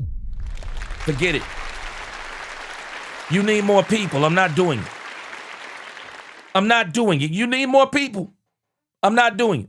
Well, I'm intrigued. He is a legitimate star defensive end. You add him to your team. He's getting older. He is. We just said, no, you're don't right. pay older pass rushers. You're right. He is a legitimate stud pass rusher. Maxx Crosby is a win today move, meaning that your team is pretty much already put together. That's what Maxx Crosby is. Maxx Crosby isn't for a team that needs multiple players. How do I know this? Can I go back to logic again? Why do you think the Raiders are complicit in this and are already saying what it's going to require to get Maxx Crosby? Because you tell people this early so they can start preparing that if they want Maxx Crosby, what they're willing to do to get him.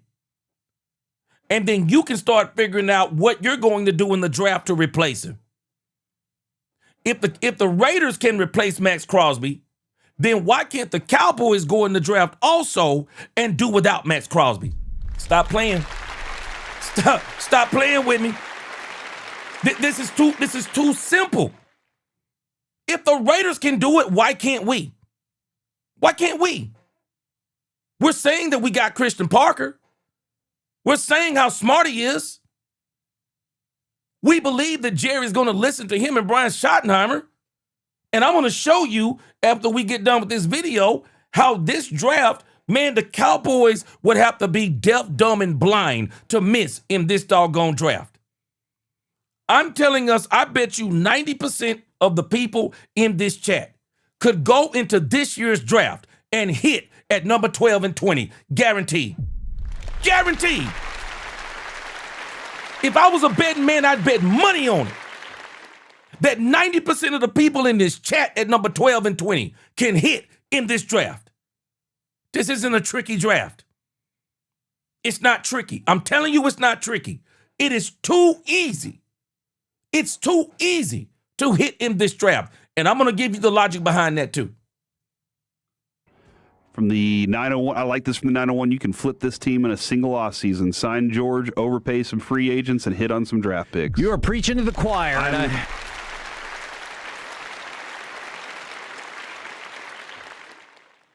George is what makes your offense almost unstoppable. I remember in 2023 when we faced the Green Bay Packers and the only thing they had to do was stop CeeDee Lamb. I remember in 2024 when they only had to stop CeeDee Lamb. I don't want to go back to those days.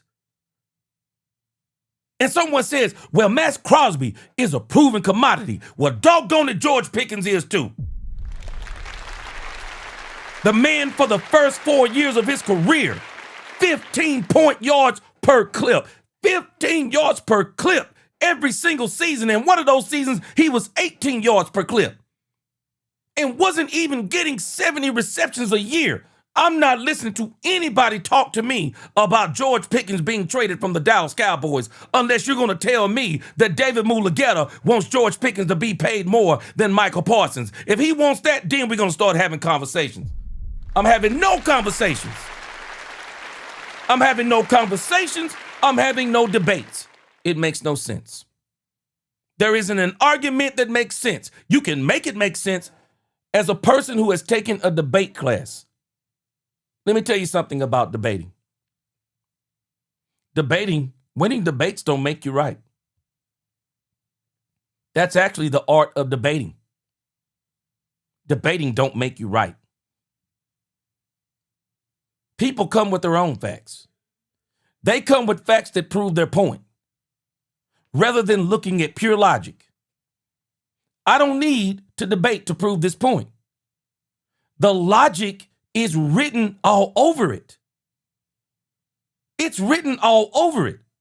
You don't take away from a top 3 offense to get to what you don't even know is going to even be a top 20 defense in its first year, which I do believe that Christian Parker will be able to get us probably to somewhere around mid-pack, but it will be a miracle if he gets us to top 3. Wait a minute. Y'all ready for this part? But if you'll keep the offense intact, tweak the offensive tackle position, you can get a top 15 defense and still go to the Super Bowl because your offense will be that good. But if you take away George Pickens and you want to go to the Super Bowl, nothing less than a top 3 defense will do. And can you get to a top 3 defense this year? I don't believe we can. But what I do know, we're already a top 3 offense. Why would I mess with that? Why would I mess with that? I believe that Dak Prescott and Brian Schottenheimer in this offense should be a step better than they were last year. Why would I mess with that? No, I'm not touching this thing with George Pickens with a 10-foot pole. I feel like we've been aggressive. Yeah, to make that's a that very happen. optimistic approach to everything, all those things going right, which that's why I'm doing it, is because I need those things to go right. Alec, You've watched Crosby, you've watched these players, you've watched George Pickens. What would your assessment be here? I just have a tough time moving off of 20 at all, even if it is for Crosby, somebody that you know. Even if it comes with 36? I have a tough time just because, like Corey said, I think you are going to get a multi-year starter at 20 that is going to elevate the floor of your defense for years to come at a very cheap rate. So I'm penny pinching in a sense, but the reason I would listen to this offer is because I think there is a ton of receiver talent in this draft too. So I don't remember if it was Daniel Jeremiah or who it was. It was one of the big draft guys that said they had 17 wide receivers in their top 100 this year. Wow. Which I love the sound of that. So if you want to burn a second on a receiver, then you can probably find a Pickens replacement pretty quick. But that's the only way.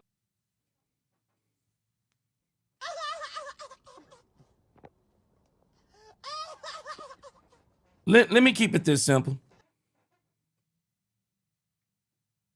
If you can find a second-round pick in this draft to replace Pickens, Pickens is worthless. If you're telling me you can get a second-round pick in this draft to replace George Pickens is worthless. If it's that easy to replace George Pickens, where I'm confused is, why did we get George Pickens in the first place? Why didn't we do that same thing last year? Man, we so smart, we're dumb sometimes. I don't care if there's 27 wide receivers in this draft. None of them are better than George Pickens right now, nor will they be better than George Pickens next year. Because if George Pickens just keeps doing what he's doing and don't do anything more, he's still a top 5 wide receiver in this league. This has got to be one of the dumbest discussions. Well, listen, I just have a tough time moving off of 20. I think you're getting a good defender at 20. I think, and this is kind of one of the reasons Kevin Alec is saying this. With Peter Woods and TJ Parker, I think we're starting to hit that line of delineation with the talent and the separation. We have gotten now to, I told him earlier, I think next year I'm going to work from the middle up instead of the top down. Okay. Because now when I'm watching players, I'm like, yeah, they're good, but they're not that guy. Okay. And so we're starting to get to this point now where you're just like, they're good, but they're not Caleb Downs. They're not David Bailey. And so, it kind of wears down. Now, the thought there is, can I get a starter there for multiple years? I think so too. I would need another pick. Yeah. Coming my direction in a draft in a round where I don't have a pick to make this valuable for me. So that's where I stand on this. Yeah, I'm intrigued by the fact that you might be able to manipulate Maxx Crosby's contract. I really am, but you cannot manipulate Maxx Crosby's contract. Because why would Maxx Crosby and his team allow you to manipulate his contract unless you give him an extension? It's the only manipulation. Let's stop calling it manipulation. We got to ask ourselves, why would Maxx Crosby do this again? Why would he do this? Why would his team do this? Their goal is to get more years and more money. Their goal isn't, it don't seem like at this point, it don't seem like their goal is, hey man, let's get on a team that only needs one player so we can win a Super Bowl. We're willing to take the hometown discount. That doesn't sound like what they're saying. No, this makes sense. This is all about him getting an extension. This is all about Maxx Crosby getting an extension.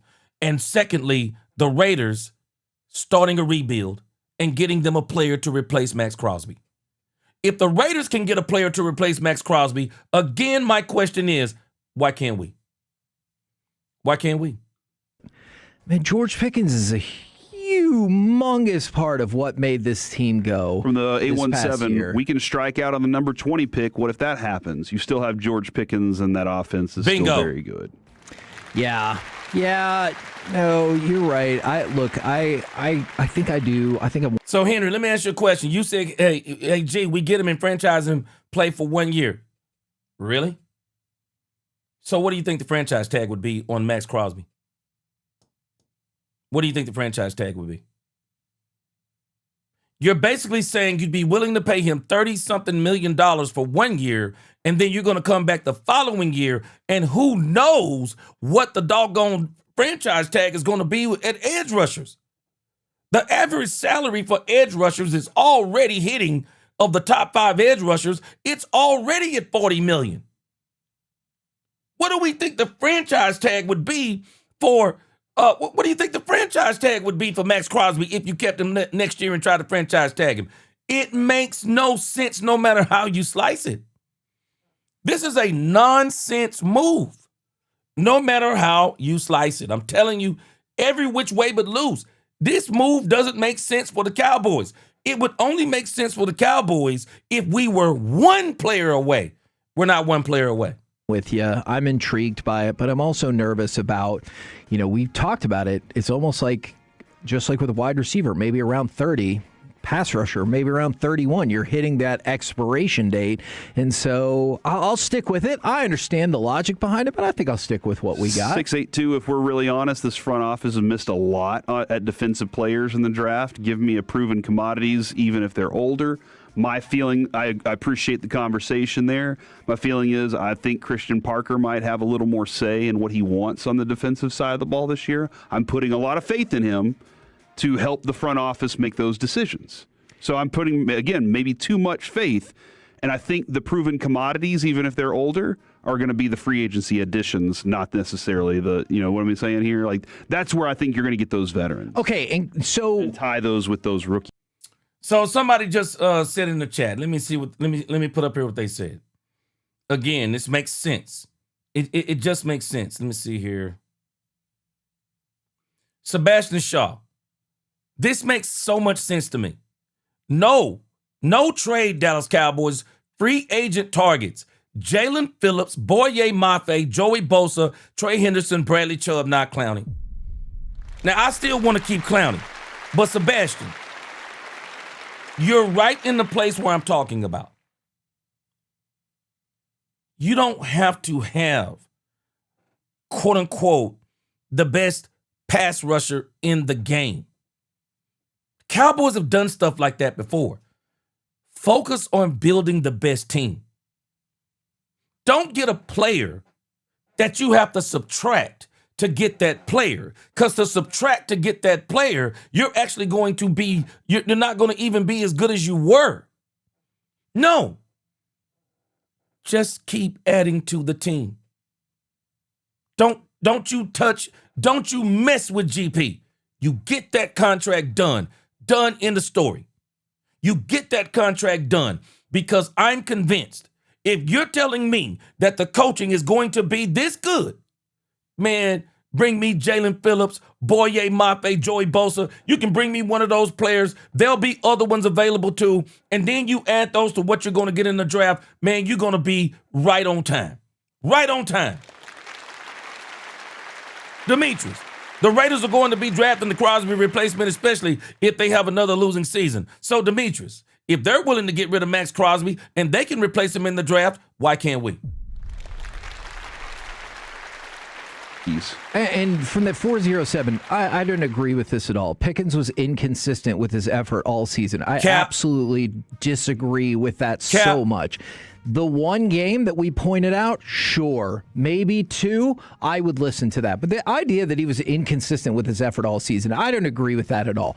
But I wanted to throw this out there, and you guys can correct me if I'm wrong. As we're in the middle of doing something really stupid in this Olympic hockey game right now. So Canada is going to win 3-2. The Canadian goalie feels as though you can put the franchise tag on the player and still negotiate him with. But I think people are concerned. Is George Pickens actually going to play on the franchise tag 1 year for $28 million? And by the way, but let me give you the dumbest part of the argument.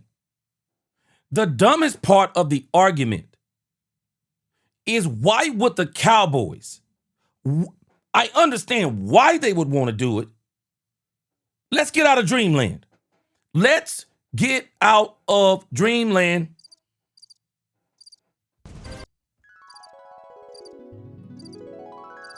Can we get out of dreamland for a moment? Let's get out of dreamland. You would want GP to play on a tag, but let's use our own logic. He's not playing on the tag. And since we know he's not playing on the tag, why even try to approach him like this? Why try to approach him like this? Why not? Don't even insult this man. The only way, if I'm GP, I agree to a tag, is that in good faith somebody says, we don't want you to play on the tag. We want you to be in Dallas. We just want to put the tag here. This is where we are. Tell us where you are. And then let's see if we can get here. $34 million. Let's get this deal done. I think it is insane that somebody wants this man to play on a tag. It's insane to me. He's not a quarterback. He's a wide receiver. Why would you want this man to play on the tag? I don't want this man to play on the tag. Why would I want him to? Why would I want this man to go out here and risk a crucial injury? Why would I want him to? Why would I even expect him to do that? This is this man's life too. I mean, we would love to stay in dreamland. Why do people want GP to play on a tag? It's crazy to me. Why? Why does he got to play on a tag? Makes no doggone sense. We got this man a bird in the hand. And we got people out here, oh, well, if he don't play for 20, what are you talking about? Talking like somebody who's never been worth, and I'm not trying to degrade anybody, but if you don't value yourself, nobody else will. Man, I'm not playing on anything less than what I feel like I'm worth. I'm not telling you I want the Cowboys to pay GP Michael Parsons money. But what I'm telling you is, let's not be dumb here. Yeah, he need to prove it. He need to prove it. Pay it for another year on $28 million.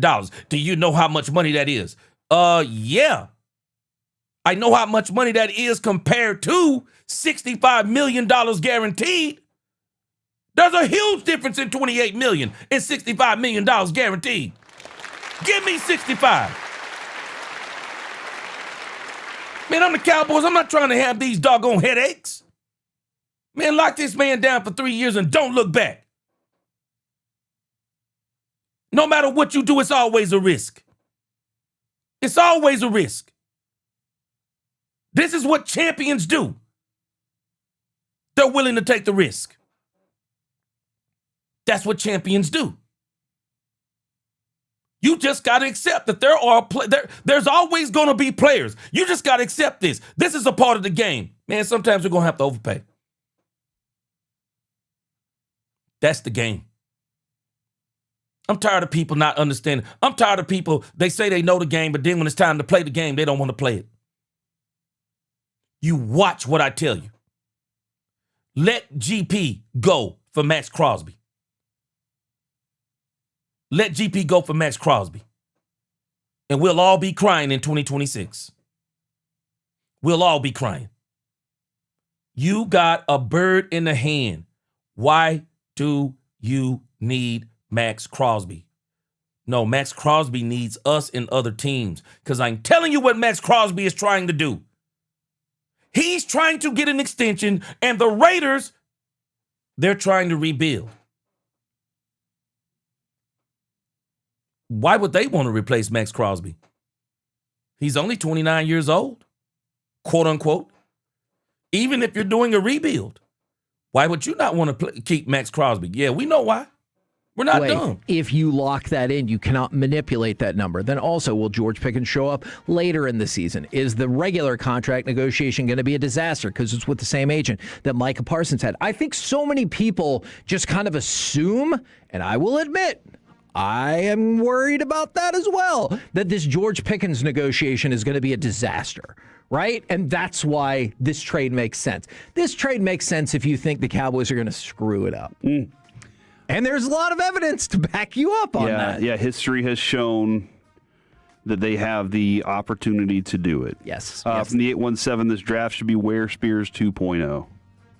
I hear you. Can you do that? Yeah, I think you can. You did it when you had Parcells and Absolutely, Jerry. I think you can. I think that I have a lot of faith in Schottenheimer's vision for this thing right now.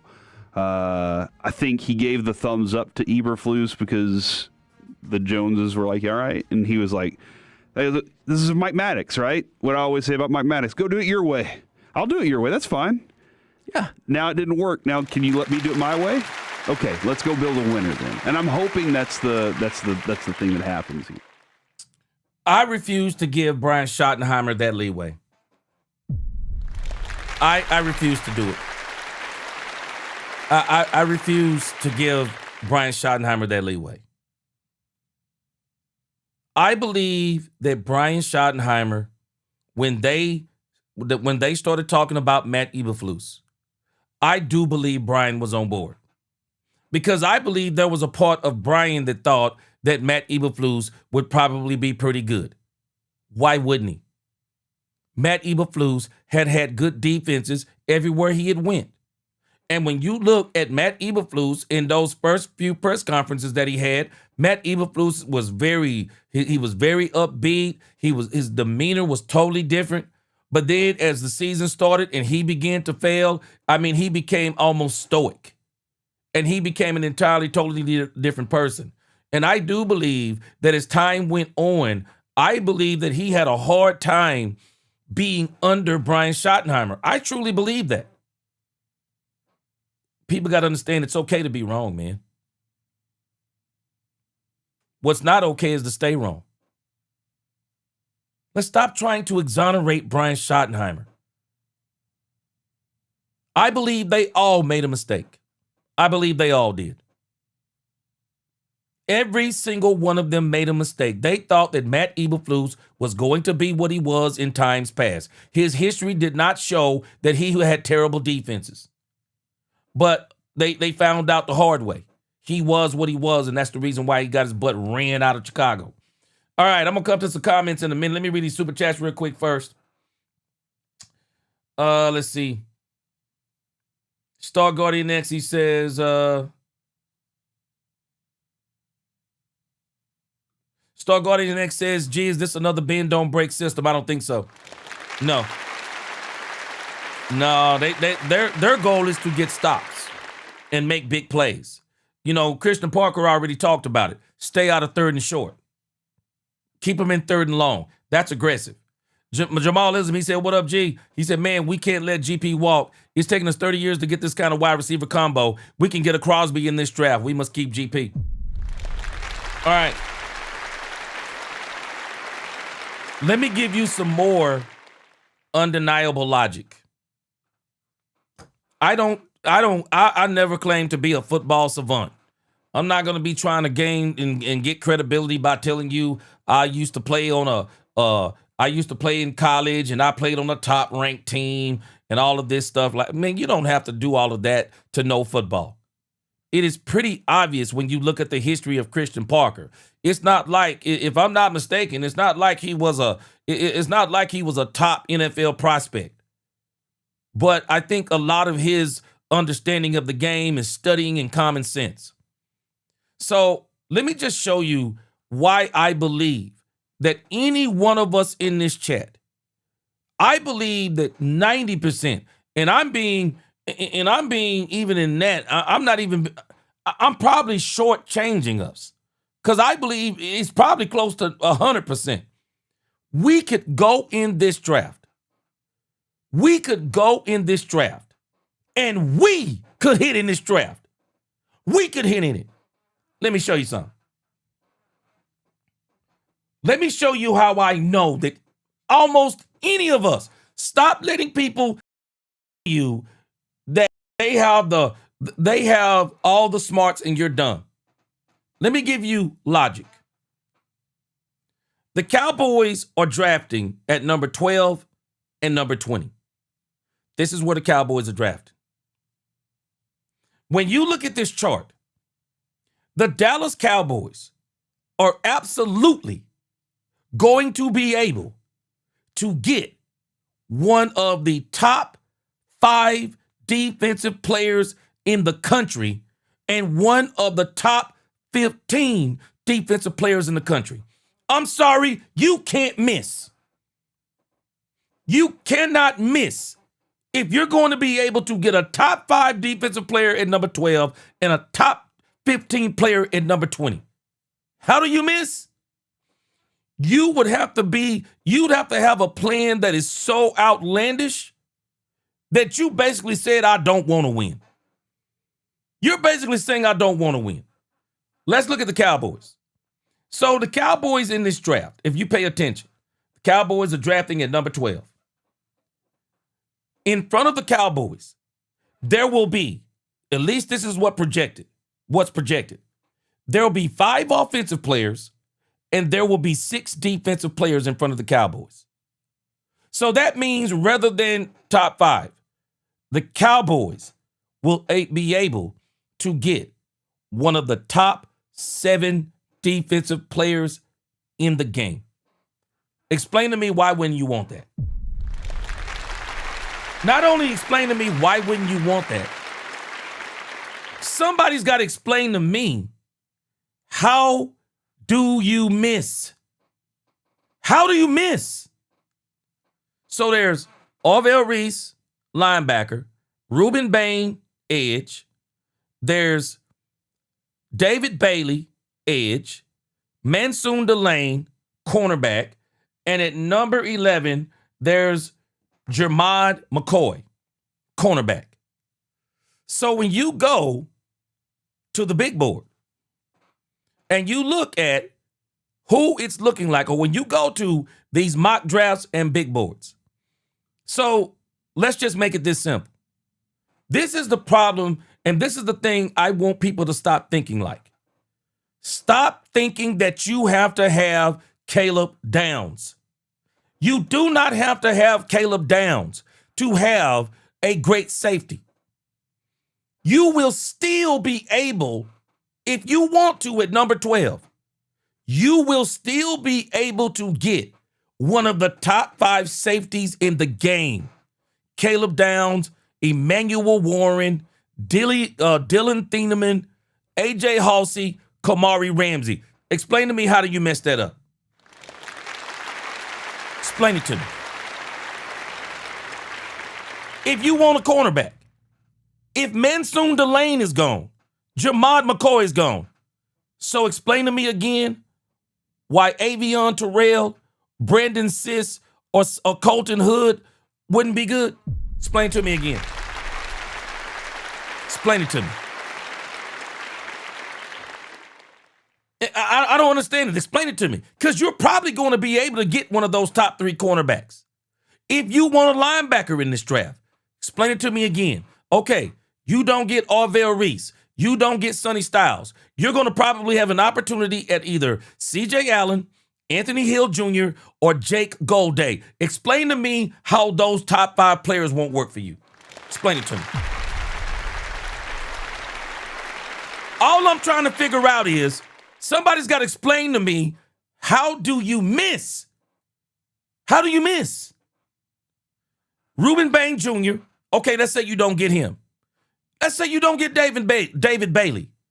You still get the opportunity. Keldrick Falk, Cassius Howell, T.J. Parker. Explain to me how you can't hit on that. Explain to me how you cannot hit on that. This draft for the Cowboys, because they're at number 12 and because they're at number 20, why won't they hit? Even when you look at the Cowboys, this is the Cowboys in the first 11 picks before them. Look at what's in between them. There is literally only what? 1, 2, 3, 4, 5, 6, 7. There's only 7 picks, and the Cowboys pick again. The Cowboys are going to get defense. Some are believing in this mock draft that Sonny Styles might fall to the Cowboys. There's only 7 more picks to go, and here you are again.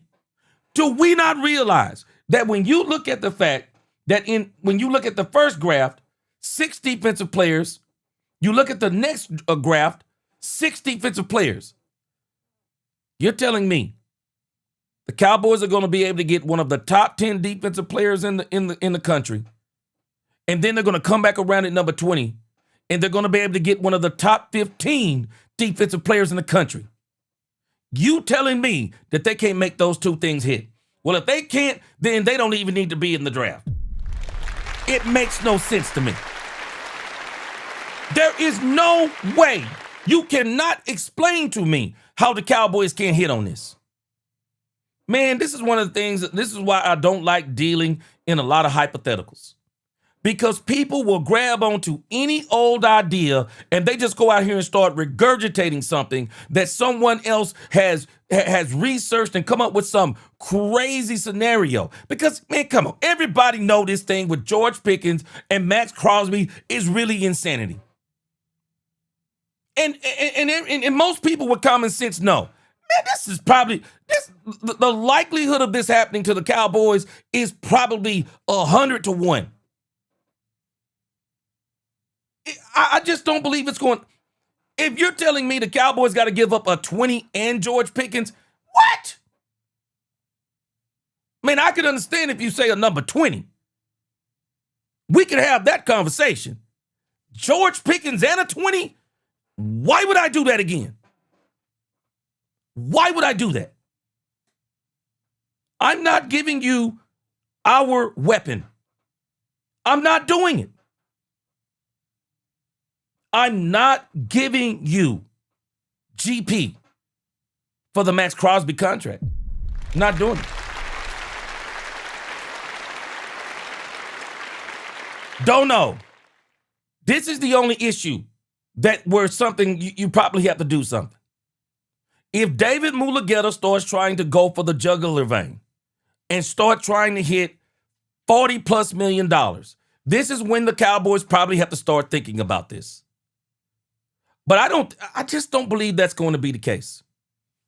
Judah said the fact that they're suggesting Pickens in the 20 pick is crazy work. Exactly.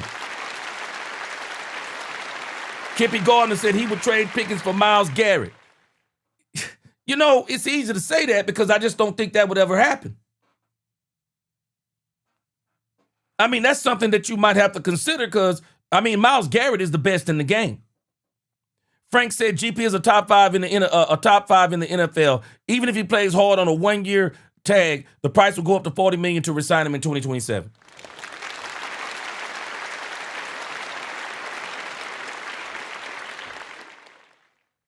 Ron Hender said the only way I would be willing to trade GP is for 2 number 1s and a number 2 and a 4, and would consider it.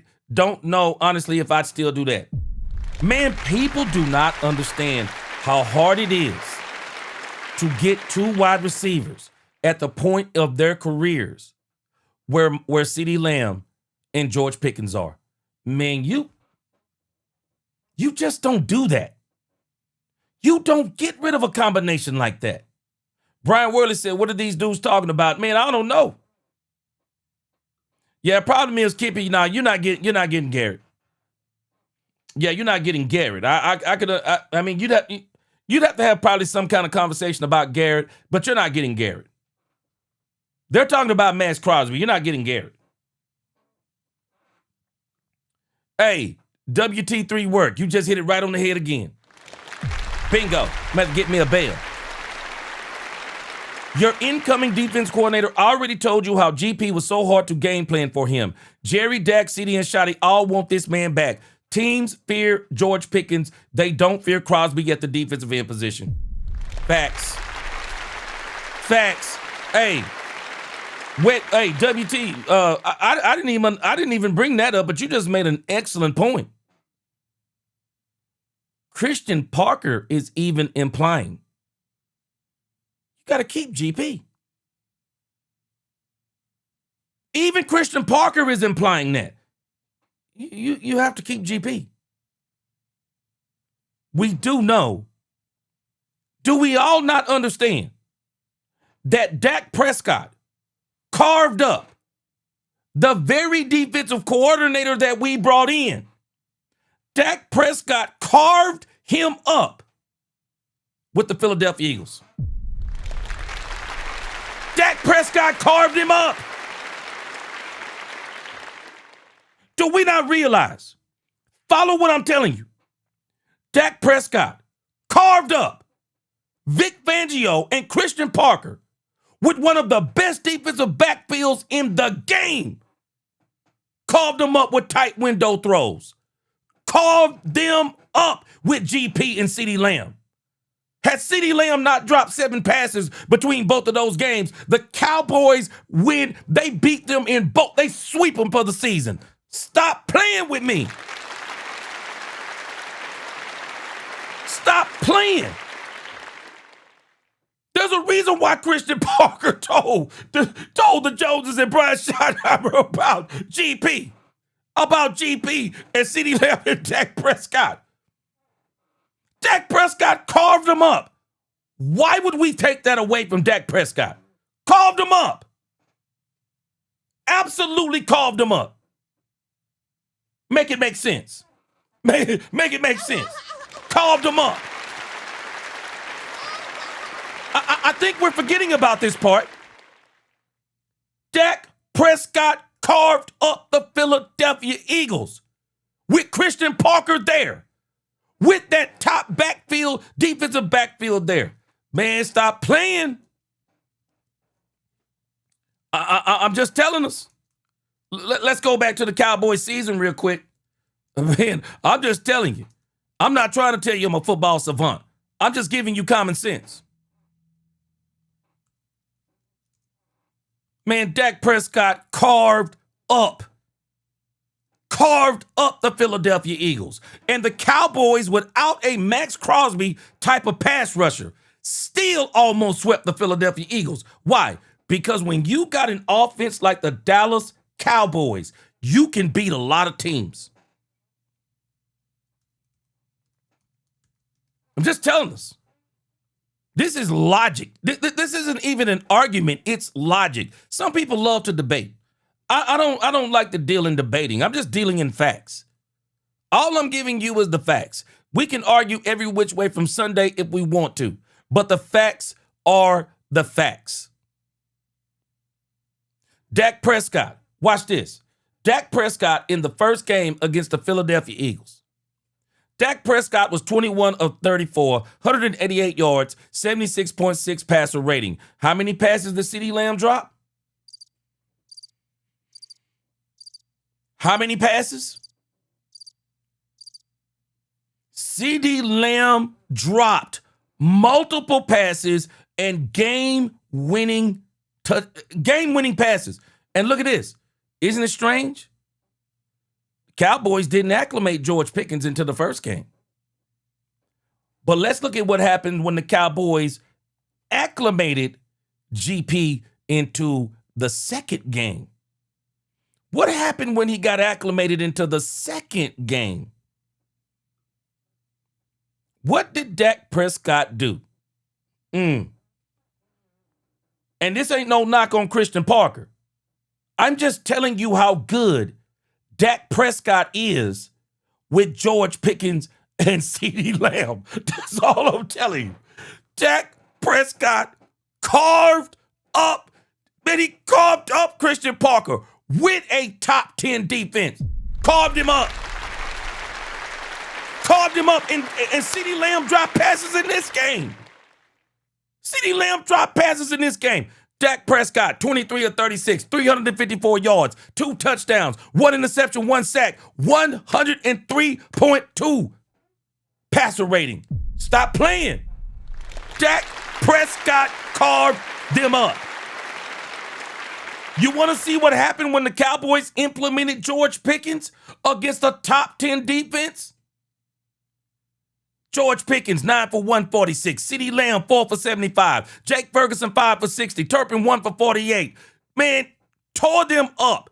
Tore them up. Javonte Williams didn't even have a 100-yard game. Stop playing with me. I don't care what anybody talking about.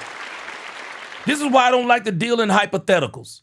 I don't want to deal in hypotheticals. I want to deal in reality. I know who it is that we got on this offense. Why in the world am I trading him? Why would I trade this man? The only way we need to be talking about trading this man is that if he starts talking about, I want Michael Parsons money, well, we're not going to have any choice. We're not going to have a choice if he starts talking like that. I don't think he's going to be talking like that. I don't think he's going to be talking like that. Wetwork says, under no circumstances do you trade GP for Crosby. Facts. Man, I'm just telling you, we don't give Dak Prescott enough respect. I love Christian Parker. Dak Prescott carved him up.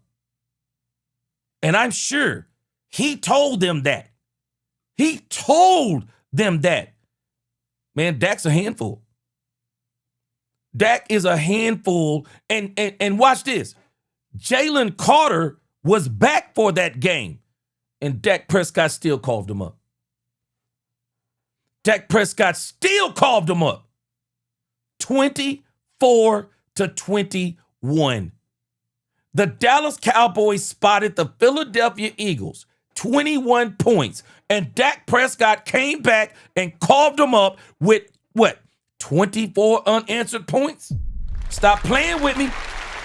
When you got an offense like they have, man, this is what you can do. Shoot, I'm not, man, you couldn't sell me on GP leaving the Cowboys. You couldn't sell me on it. You couldn't sell me on it. Nobody can sell me on it. I don't care what argument. That's why man, you better be careful what you let people put in your brain. When I know what is right, I'm not listening to what somebody's telling me. When it's right there in front of my face, there is no way I am taking George Pickens away from Rain Dakota Prescott when I absolutely know that we were not even hitting on all cylinders offensively, and Dak Prescott was doing offense. He was doing defenses up that had great pass rushers, that had great deep. Dak was doing work on them with GP and CeeDee Lamb. What do we think he's going to be this year? Ain't no way. Shoot. Ain't no way. Ain't no way. Ain't no logic you can teach. Ain't no logic you can tell me. Ain't no logic you can tell me. Dak Prescott carved up the defensive coordinator that we have right now. Dak carved him up. And I believe what Christian Parker told Jerry is going to speak volumes. I guarantee you he told Jerry, Dak is Dak's already a handful without GP. I guarantee you he told him. Dak's unstoppable with GP. I guarantee you he told him. He's unstoppable with GP. It's hard to stop Dak Prescott without GP. Wait until you get a second year with GP, Dak Prescott, and CeeDee Lamb. It's going to be that much rougher on teams. It's going to be tough. It's going to be tough. Katharina Kiss said keep those 2 first-round picks. Katharina Kiss, I've already shown it. I believe 95% of the people in this chat could go into the first round for the Dallas Cowboys and just say, okay, what did you get in free agency? Did you get a linebacker and an edge rusher? We're going to go cornerback and safety in 1 and 2. How would you miss? I don't understand. How would you miss? You can't even outsmart yourself in this draft unless you do something as dumb as say, hey, we want to go back to the number 15 spot and we're going to go all the way down and put ourselves in the in 30 to 35 as far as defensive players ranked in this draft. Why would I do that? This is a no-brainer draft. It's a no-brainer draft. The overall, when you just look at this draft, it's just too much. Man, the Cowboys can't miss. They cannot miss. The only way they miss is that they trade back and do something dumb. They would have to literally trade back and do something dumb. They cannot miss. What's going on, Reality Cowboys, self-made? 3 years, 105, GP stay. Yeah. Frank Lawrence said overpaid to commit to 24-year-old George Pickens has potentially elite years. Agreed. Even if he signs the franchise tag, it's bad business cap hit-wise, and next year he'll want $40 million. And guess what? You won't be able to, you won't be able to pay him. You will not be able to pay him. You won't. You won't be able to pay him. No, the Cowboys need to go ahead and sign this man now. Jeremy Best said, come on, bro, think about that strategy. Makes no dang sense. I'll say it for you, G. Don't make sense. It doesn't. I don't know who this, whatever his name is. I don't know. No disrespect to him. I mean, I don't know who he is per se. I don't care who he is, actually.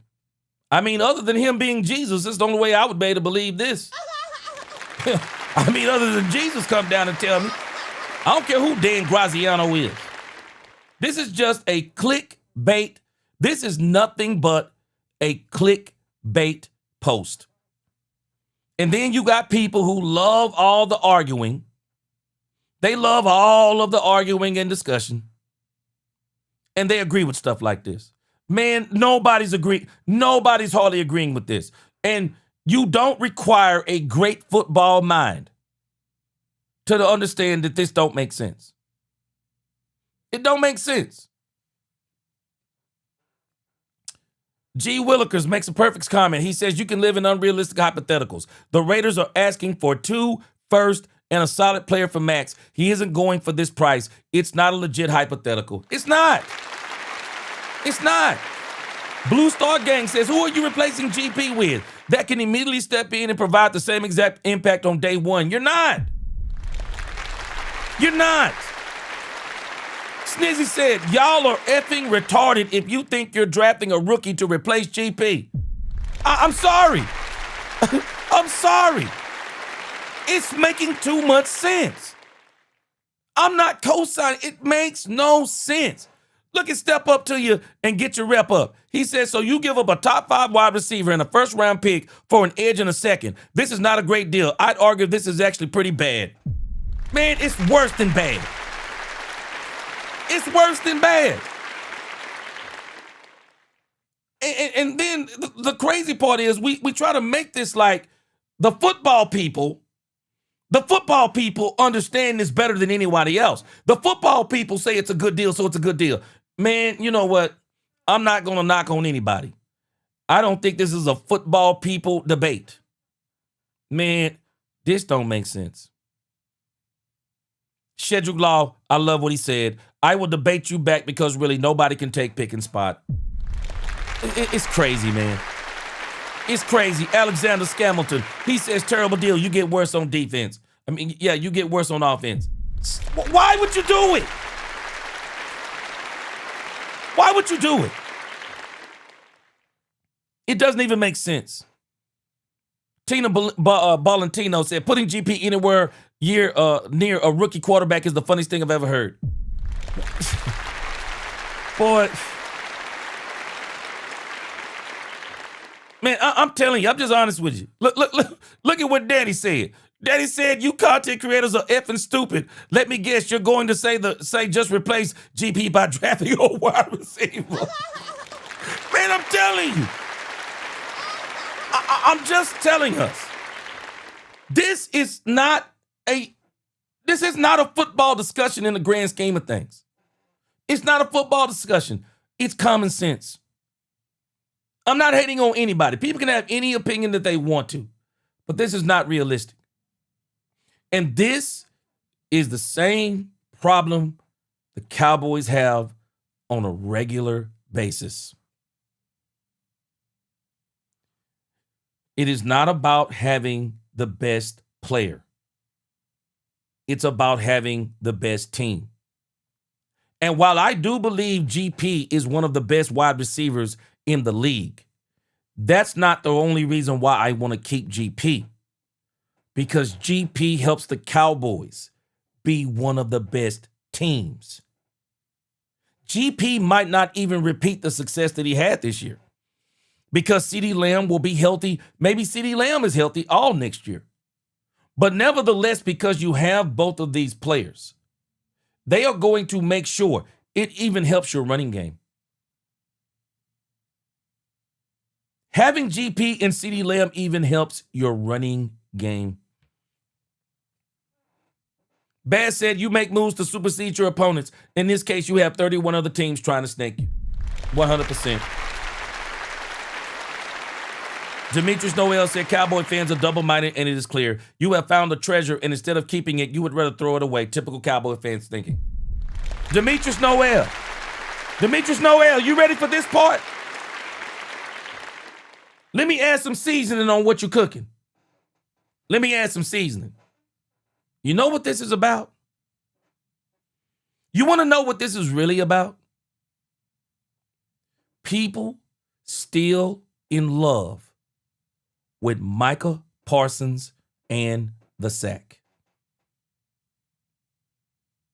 And they still want to replace Micah Parsons.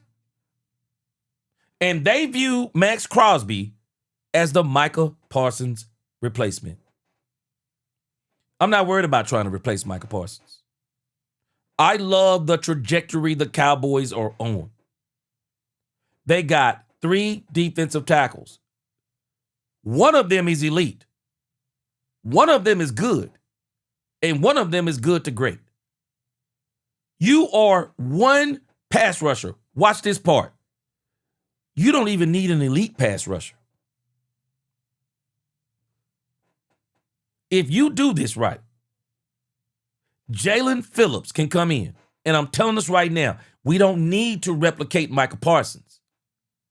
If Jalen Phillips can come in and you pair him with Houston, you pair him with Jadeveon Clowney and a second-year Donovan Ezeraku, watch how you will look because your team will be better. Our team was not better with Micah Parsons. Not because Micah Parsons was terrible, but because Micah Parsons was the only player on the defense we were leaning on. We don't ever want to be in that situation again. Our goal is to have the best team because that's what Jimmy did. Go back and look at those 90s Cowboys. In the grand scheme of things, people were not saying that we had the best players at every position, but we had a great team because we had great coaching. We had a couple of them out there. I mean, you know, you got your Charles Haley's and stuff like that, but it's what was around him also. They had great teams. We got to get back to great teams. That's what we have to get back to. And when you get GP, man, let me tell y'all something. Y'all know what I'm telling you is true. Stop it. Nobody thought GP was going to be what he is. Anybody who says otherwise, I'm not going to say you're lying because maybe you had that foresight. So I'm not going to say you're lying. But the majority of us, I said it when they got GP. I said, no, GP going to ball out because Dak Prescott makes a lot of wide receivers better. But, man, I'm going to give GP his flowers. Nah, man, GP is a baller. GP is a doggone baller. Bottom line. GP is a baller. And you put that joker with Dak Prescott, boy, I don't even believe we scratched the surface on this man. I don't think we scratched the surface. Newhouse fam said, man, pay the man. Man, pay the man. Katharina, I agree with you. Pickens is going nowhere. Jerry Jones is sitting somewhere laughing about this. Bad said because Osa, Kenny, and Quentin take $20 million apiece, we can afford it. Hey, watch this. I wouldn't be surprised if the Cowboys go and extend Quentin Williams and give him a bigger contract and have less of a cap hit. I wouldn't be surprised. Marvin May said that wouldn't be fair to Pickens anyway, and I'm sure his agent would agree to the trade. I don't think he would either. You make a great point, Marvin. Why in the heck is David Mulugeta going to agree to send George Pickens to the doggone Raiders? Why would he do it? Shoot, Reality Cowboy said, gee, you right. We beat Fangio twice. CD cost us the game. Man, you better stop playing. Shoot. Man, Dak Prescott carved up. Man, Dak Prescott carved up Christian Parker in that second game. Boy, you better stop playing with Dak Prescott. Better stop playing with Dak Prescott with GP and CD. Boy, you better stop playing. Boy, you better stop playing. We got all the evidence that we need. We got the exact evidence that we need, man. Man, Dak Prescott carved up Shoot, there's a reason why Christian Parker told Jerry Jones. Shoot, Dak Prescott with CD and GP is a handful. Y'all do know y'all beat us, don't you? Y'all do know y'all beat us and scored 24 unanswered points with Vic Fangio. Me as a defensive back coach. Boy, y'all better stop playing. Boy, y'all better stop playing. Better stop playing. You got all the evidence you need. I don't need no hypothetical. I got the evidence on the team. Shoot, Dak Prescott carved them boys up. Carved them up. Straight up, carved them up. Give Dak Prescott a defense. Watch what he does. Shoot. Man, we're in a situation where, don't get me wrong, I would love to have a top 5 defense. I'm not going to put that kind of pressure on Christian Parker. But I will say this. If Christian Parker can get us to the midway point, y'all watch what I tell you. Oh, we making a run. We're making a run if you can get us to the halfway point. If they can get us to the halfway point, we're going to make a run. We're going to get in there. And we're going to make a run, and we're going to be dangerous. And I think if he gets this thing going the way he believes he can get it going, I believe by the end of the season, we'll be ready to go. I believe it. Katharina Kiss said you can't miss on that, G. I'm telling us, when you look at that draft board, I don't understand how the Cowboys miss. They would have to be doing some very dumb trickery. I don't see how they miss. Sebastian, I love you. You reposted this. Jalen Phillips, Boye Mafe, Bradley Chubb, Joey Bosa. There it is again. You don't have to have the best player at that position. What you need is just a player to where it makes the team better. Hey, Wesley Gray, man, don't speak that into existence. Wesley said Jerry will muck it up. Man, don't speak that into existence. Wesley, I'm gonna trust Jerry. And Wesley, I'm not gonna trust Jerry. What I love that Jerry is doing is that Jerry is pushing the responsibility. He's pushing things finally again where they need to go. Let these coaches, and Jerry has already been doing this according to even Mike McCarthy. But I think we got a better football mind. I think we got a better defensive mind. I really think we got a better defensive mind because Christian Parker knows what good looks like. They're going to let him have a really heavy influence in this draft, I believe, and they're going to get him players that fit his system. I'm excited. We got to see it on the field. I don't want to become overly confident, but I want to see it come to fruition. Ronnie said you cannot replace GP. Sign him now. I agree. It's just that simple. And I don't have to worry about replacing Maxx Crosby because we don't have him. But the problem is we got people trying to replace him. We got people wanting to replace Micah Parsons. Let's stop focusing on replacing Micah Parsons. It's not like we got to the Super Bowl with Micah Parsons. How about we focus on not making the Micah Parsons mistake again? How about we focus on building the team? Focus on building the team. And I just don't think they can miss. I don't. Newhouse fam said fans got to look at this too at the Pro Bowl. What players were the other teams trying to recruit? They were trying to recruit George Pickens. Yeah. Everybody wants George Pickens. Mike T, I agree with you. I think this is who they would get rather than Maxx Crosby. Because I think you can get him cheaper. I think Trey Hendrickson I think they would go for Trey Hendrickson way before they would go for Maxx Crosby and give up draft capital. Because if anything, the Cowboys would rather try to get more draft capital. Frederick Johnson said exactly, G, they still have love for Jones. They still have a love Jones for Parsons. That's what it is. That's what it is. We don't need to worry about making the same mistake we made with Parsons. No. Freddie Morales said, just did a mock draft. Got Love at 13, Styles at 23, Rodriguez at 61, Joshua Joseph at 122, K. Ron Crawford at 150, Levon Moss at 177, Quintavious Hutchins at 216. Man, I'm telling you now, Freddie, I like that mock draft. I'm telling you right now, I'm having a party. I'm going to be having me a party on day one. Bass said, I don't believe for 1 second Jerry and Michael haven't spoken since. Micah's all theater, just like Jerry. We expected this come on, Green. Bay, Wisconsin folks, come on, what else Michael gonna do? I mean, I believe they really like each other. I don't care what anyone says. Mike T said it was all of them. Let, Casillas, and so on. Hey, Mike T, you know what it is? You know what it is, bro.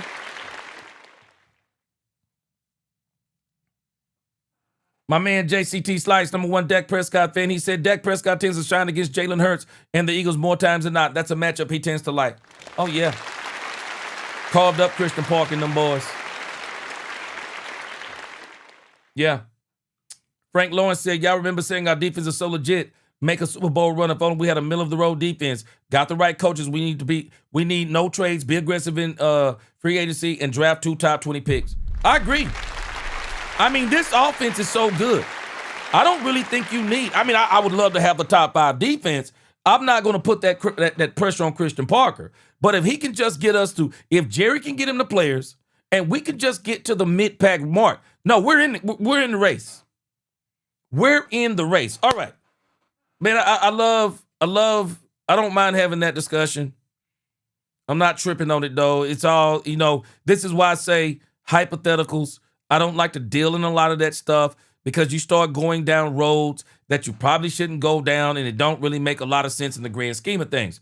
All right, let's move over here to this final topic for tonight. All right, let's see. Lincoln Blake, what's going on? Lincoln Blake said we're moving a little differently this offseason. Yes, sir. The defense will be way better, but only if they attack free agency. I agree. That's going to be the key. And Lincoln, let's keep this language in our minds. Free agency. Meaning you don't have to give up anything to get them because they're in free agency. Those are the players I want to focus on. I don't want to focus on giving up anything. I'm just trying to add to my team. I'm not trying to subtract from the Dallas Cowboys. Any player on the Dallas Cowboys team right now, I don't want to subtract them. This is all about addition and multiplication. Addition and multiplication. If you tell me I got to give up draft picks, I don't want it. If you tell me I got to give up GP, I don't want it. If you tell me I got to give up any of these good players we got, I don't want it. I'll stay where I am. And that's where I am if I'm the Cowboys. Bad said, I mean, if all our guys are off the board, then yeah, it's always BPA. Exactly. Freddie says, only offensive player I'm taking at 12 is J Love. Hey, man, let me tell you something. Freddie Morales. Boy, if Jeremiah Love was there, ooh. Boy. I gotta rearrange my board. Jeremiah Love is the only offensive player in the top 20. Boy, if Jeremiah Love messed around and fell to the Cowboys at number 12. Boy, I'm telling y'all right now, I'm getting on the phone with a collect call to Jerry Jones, boy. I'm like, hey, man, Jerry, you gotta pull the trigger on Jeremiah Love. He's the only one. Lincoln Blake, yes, sir. Yes, sir. All right. So let's cover this last topic of tonight. And it's the topic of Javonte Williams. Something weird is happening with Javonte Williams. And there is a reason why the Cowboys might not be re-signing Javonte Williams. I already thought that Javonte Williams had played himself out of the Cowboys. But now I'm even more convinced. Hey, hold on a second. See, hey, Bass, let me give you a little bit of trivia. I don't know if you knew this, but I do believe the Cowboys have a good enough offense that they could probably pull off what only Patrick Mahomes has pulled off in the last few Super Bowls. Patrick Mahomes is the only quarterback in, I can't remember how many years, maybe the last 15 to 20 years. Patrick Mahomes is the only quarterback to win a Super Bowl without having a top 5 defense. Patrick Mahomes has done that. I believe this Cowboys offense, going into his second year with GP, I think it's good enough to win the Super Bowl without a top 5 defense. I would love to have it. I don't want to put those kind of expectations on Christian Parker. I think it's unfair. But if Christian Parker can just get this defense to halfway, I believe the Cowboys can pull off exactly what the Kansas City Chiefs did. Be one of the only teams to win the Super Bowl without a top 5 or a top 10 defense. I think they can do it. That offense is that good. And I really wish they would let Brian Schottenheimer just be a sideline general and go out there and get one of the top play callers out there, because I think they would be even more potent. But I'm going to give Brian some leeway. Maybe Brian will come back in his second season similar to what he did with Seattle. When Brian came back in his second season with Seattle, man, he went off the chain. And in his third season, he went off the chain. So we'll see what happens. But kind of getting to the last topic of the night, there is something strange going on with Javonte Williams. There is something strange going on with Javonte Williams. Calvin Watkins, I believe, is the one who reported this. But the Cowboys were talking to Javonte Williams and his representation. They were talking about extending Javonte Williams. And then something happened. And then something happened to where the contract talk stalled. And it makes perfect sense. It says the Dallas Cowboys have some major contract decisions to make this offseason as the NFL free agency approaches, with offensive standouts like George Pickens and running back Javonte Williams set to land new deals after breakout seasons. It says much of the discussion around the Cowboys is focused on Pickens, but Williams is just as important to the team's success. Now, I'm going to say this about Javonte Williams. I don't think Javonte Williams is as important as George Pickens, because I believe, while I don't think there are wide receivers in free agency that are going to be able to take the place of GP, I do think that there are running backs in free agency that could take the place of GP. And even in the draft, I mean, man, running back is the easiest position in the league to replace. It just is. It says, following the 2025 campaign, Cowboys and Williams began preliminary contract talks and expressed a desire for the leading rusher to return to Dallas next season. However, the contract talks have since stalled. According to Calvin Watkins of the Dallas Morning News, the contract talks have stalled because Williams' decision to change agents. Currently, he doesn't have representation.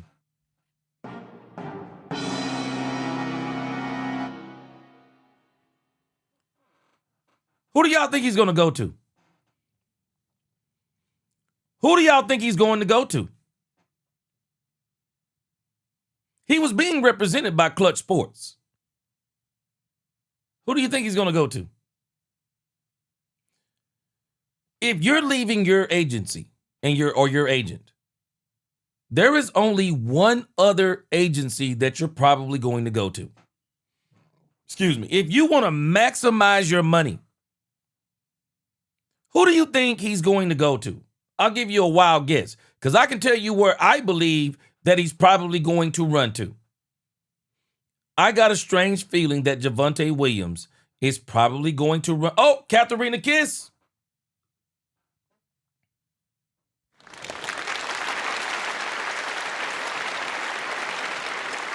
I believe he's going to run to Athletes First, and he's probably going to run the Mulligata. Javonte Williams. Hey, Sub-Zero. Yep, you hit it again. Let me tell you what's happened. Javonte Williams had such a breakout year. The Cowboys front office is taking criticism for not finishing deals with its star players in a timely manner. Well, the Cowboys have tried to take care of business with running back Javonte Williams, but he switched agents and currently does not have one. And isn't it strange? Trayvon Diggs dropped his agent, and the next thing we heard, Trayvon Diggs was in Green Bay. Who was his agent? David Mulugeta. It says, when the season ended, the Cowboys official started talks with Williams' agent at the time, then had to halt the discussion with the agent change. The question is what to pay Williams. Williams made $3 million last season. Watch this. This is where I believe we're going to lose Javonte Williams. At least 9 running backs average $10 million per season. Oh, I'm struggling with that. I'm struggling with paying Javonte Williams $10 million a season. Especially when I know he was running a lot through the A-gaps. And that A-gap triangle we have is incredible. I mean, we got Cooper Beebe, Ty Smith, Ty Booker. That's a pretty good triangle to run through, running through those A-gaps. I'm struggling. $10 million? $10 million. Javonte Williams is not the George Pickens of his position. Ashton Jeanty is entering into his second year, averaging $8.9 million. The Rams' Kyron Williams signed a contract extension last year, $33 million with $23 million guaranteed over 3 years. Is that a good baseline for Williams? I'm struggling with that. Last season, Williams carried the ball 252 times for 1,201 yards and 11 touchdowns. He ranked in the top 10 in the league carries, yards, and scores, and he helped open up the passing game for the Cowboys offense by providing a threatening attack on the ground. He kind of wore down towards the end of the year. It says it will be interesting to see what direction the team ultimately goes with Williams, but the hope is that he can return with Pickens so the Cowboys can use their off-season resources on improving the defensive side of the ball. I'm struggling with this one.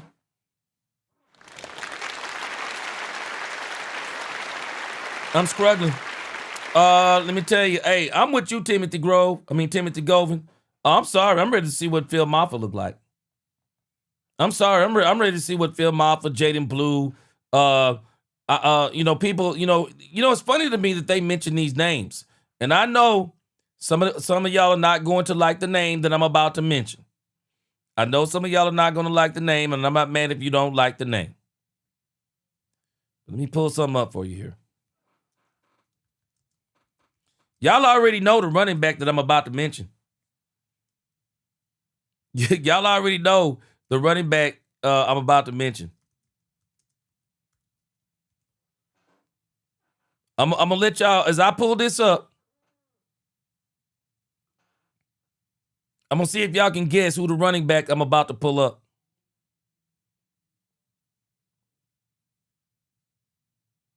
There is a running back on this list that I believe the Cowboys can get for way less than $10 million.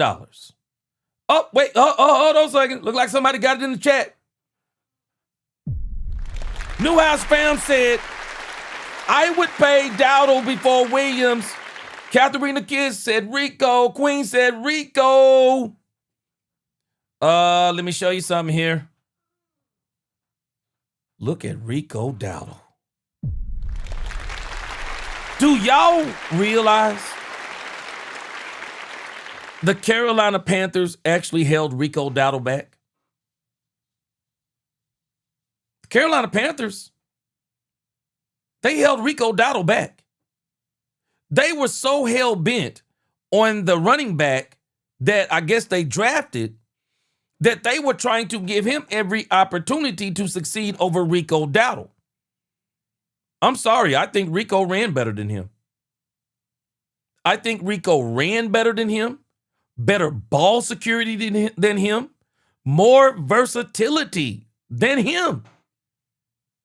Rico Dowdle. Let me get these. Let's see. Rico Dowdle had 236 attempts. He had 6 touchdowns. He had 5 20-plus yard runs. Rico Dowdle balled, man. Rico Dowdle balled out. He really did. Let's see here. What was his yards? I don't see his yards per carry. Yeah, I don't see his yards per carry. But, I mean, you look at Javonte Williams. Javonte Williams ran for 1,201 yards. 1,201 yards. Looked like he had, 6 touchdowns. And then you look at Rico Dowdle, and Rico Dowdle wasn't even the starting running back. Rico Dowdle was still able to total 1,076. I mean, less than really 150 yards less than Javonte Williams. And I think Rico Dowdle can not only run the power game, but I also think Rico Dowdle can run the finesse game. He got the moves. He can catch out of the backfield. He's really good in the screen game. I mean, Rico Dowdle is way more versatile than people are giving him credit for. And I believe that Rico Dowdle, unfortunately, people continue to want Rico Dowdle to prove himself. And I believe the Cowboys can get Rico Dowdle cheaper than Breece Hall. They can get him cheaper than Kenneth Walker III. They can get him cheaper than Javonte Williams. Rico Dowdle would love to be reunited in Dallas. Let me see what Rico Dowdle's salary was last year. See what Rico Dowdle's salary was. Rico Dowdle's salary was $2.75 million. His base was $1.17 million, so his guaranteed money was $2.75 million. Max value with incentives is $6.25 million. If I were the Cowboys, I mean, I would seriously be considering bringing Rico Dowdle back.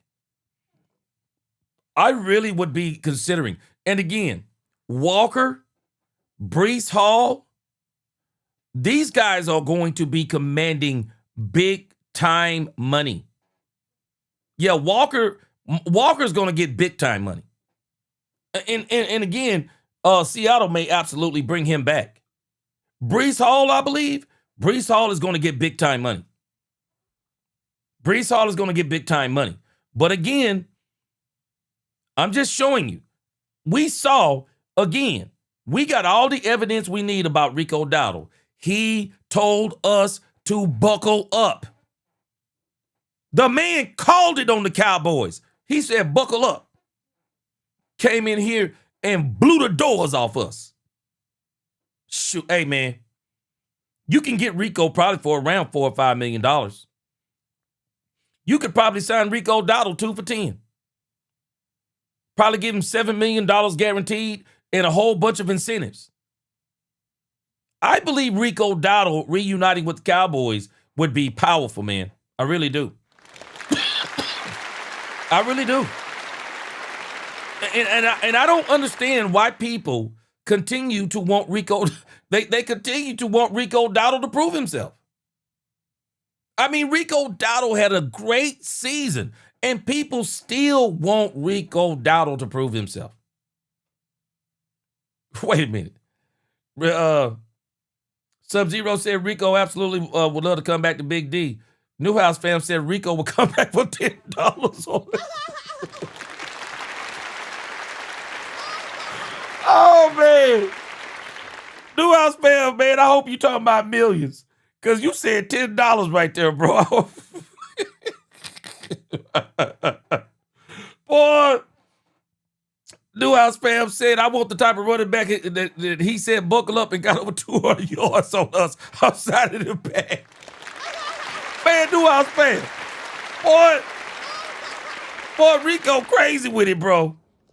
And Rico, man, Rico got a Man, he got a bad deal with Carolina, bro. He was better than the dude that they were trying to get to start over him. He was better than him. Man, I'd love to bring Rico back. Pair him up with Jaden Blue and Phil Maffa. Man, you own to something. You True Cowboy, he said, bring Rico home. Yeah.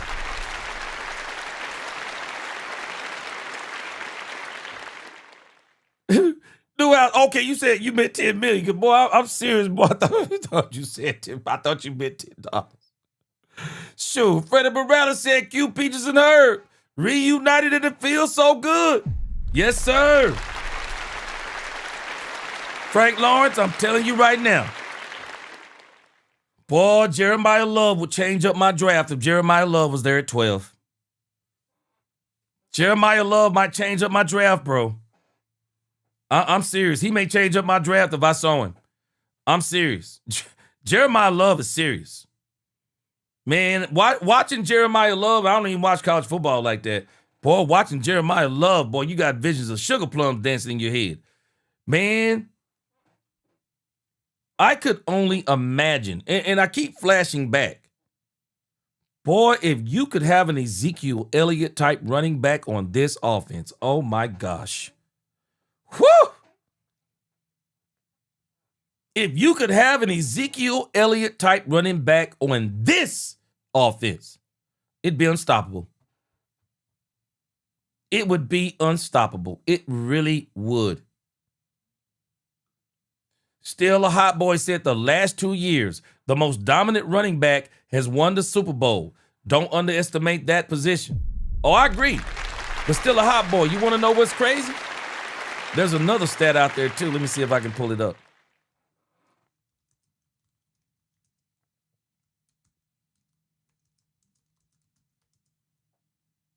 Let me show you something that's even crazier. I saw this the other day, man, and it's just insane. See if I can pull this up.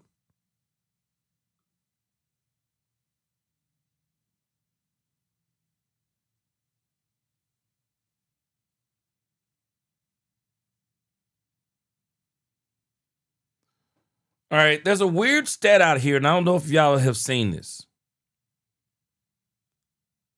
It's a very telling stat that is out here. And it doesn't have, this one right here doesn't have the last 2 years. But look at this. Look how crazy this is. Over the past decade, Super Bowl winners have generally not invested heavily in the running back position, often winning with starters on rookie contracts or budget deals. 2016, LeGarrette Blount, $978,000. 2017, LeGarrette Blount, $1.25 million. 2018, Sony Michel, $1.7 million. Damian Williams, $2.5 million with the Chiefs in 2019. 2020, Leonard Fournette, $2 million with the Buccaneers. 2021, Darrell Henderson, $1.05 million with the Rams. 2022, Isaiah Pacheco, $934,000. 2023, Isaiah Pacheco, $934,000.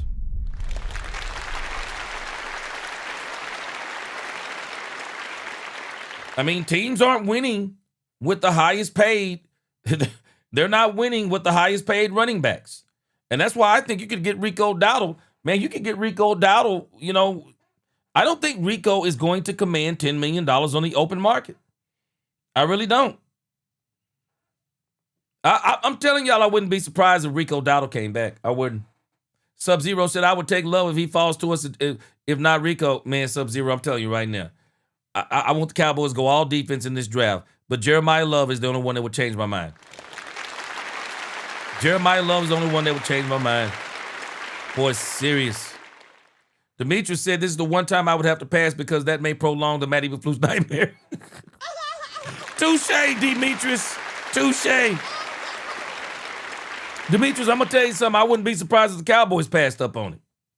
I wouldn't be surprised if the Cowboys passed up on him, though. I'm just telling you about me in my mind right now.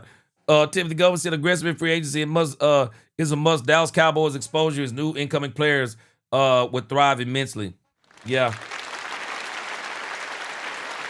Jeremy Betts said 92 Cowboys had the number 1 overall defense yet. Watch this, y'all. Had no players make the Pro Bowl. Are you serious? Again, Jeremy Betts, this is what I keep saying about the Cowboys. I want the Cowboys to have the best team. I want them to have the best team. Newhouse fam said Pacheco can stay where he at. Yep, hey, them Super Bowl runs, he was good. All right. Man, I appreciate y'all rocking with me on this Friday night. Y'all had a whole lot of things y'all could have done. But y'all were here talking Cowboys, and I appreciate it. I appreciate it. We'll be back hopefully tomorrow. We'll see if there's some news. Boy, wouldn't it be great news if the Cowboys signed GP tomorrow and killed all this noise? I would absolutely love it.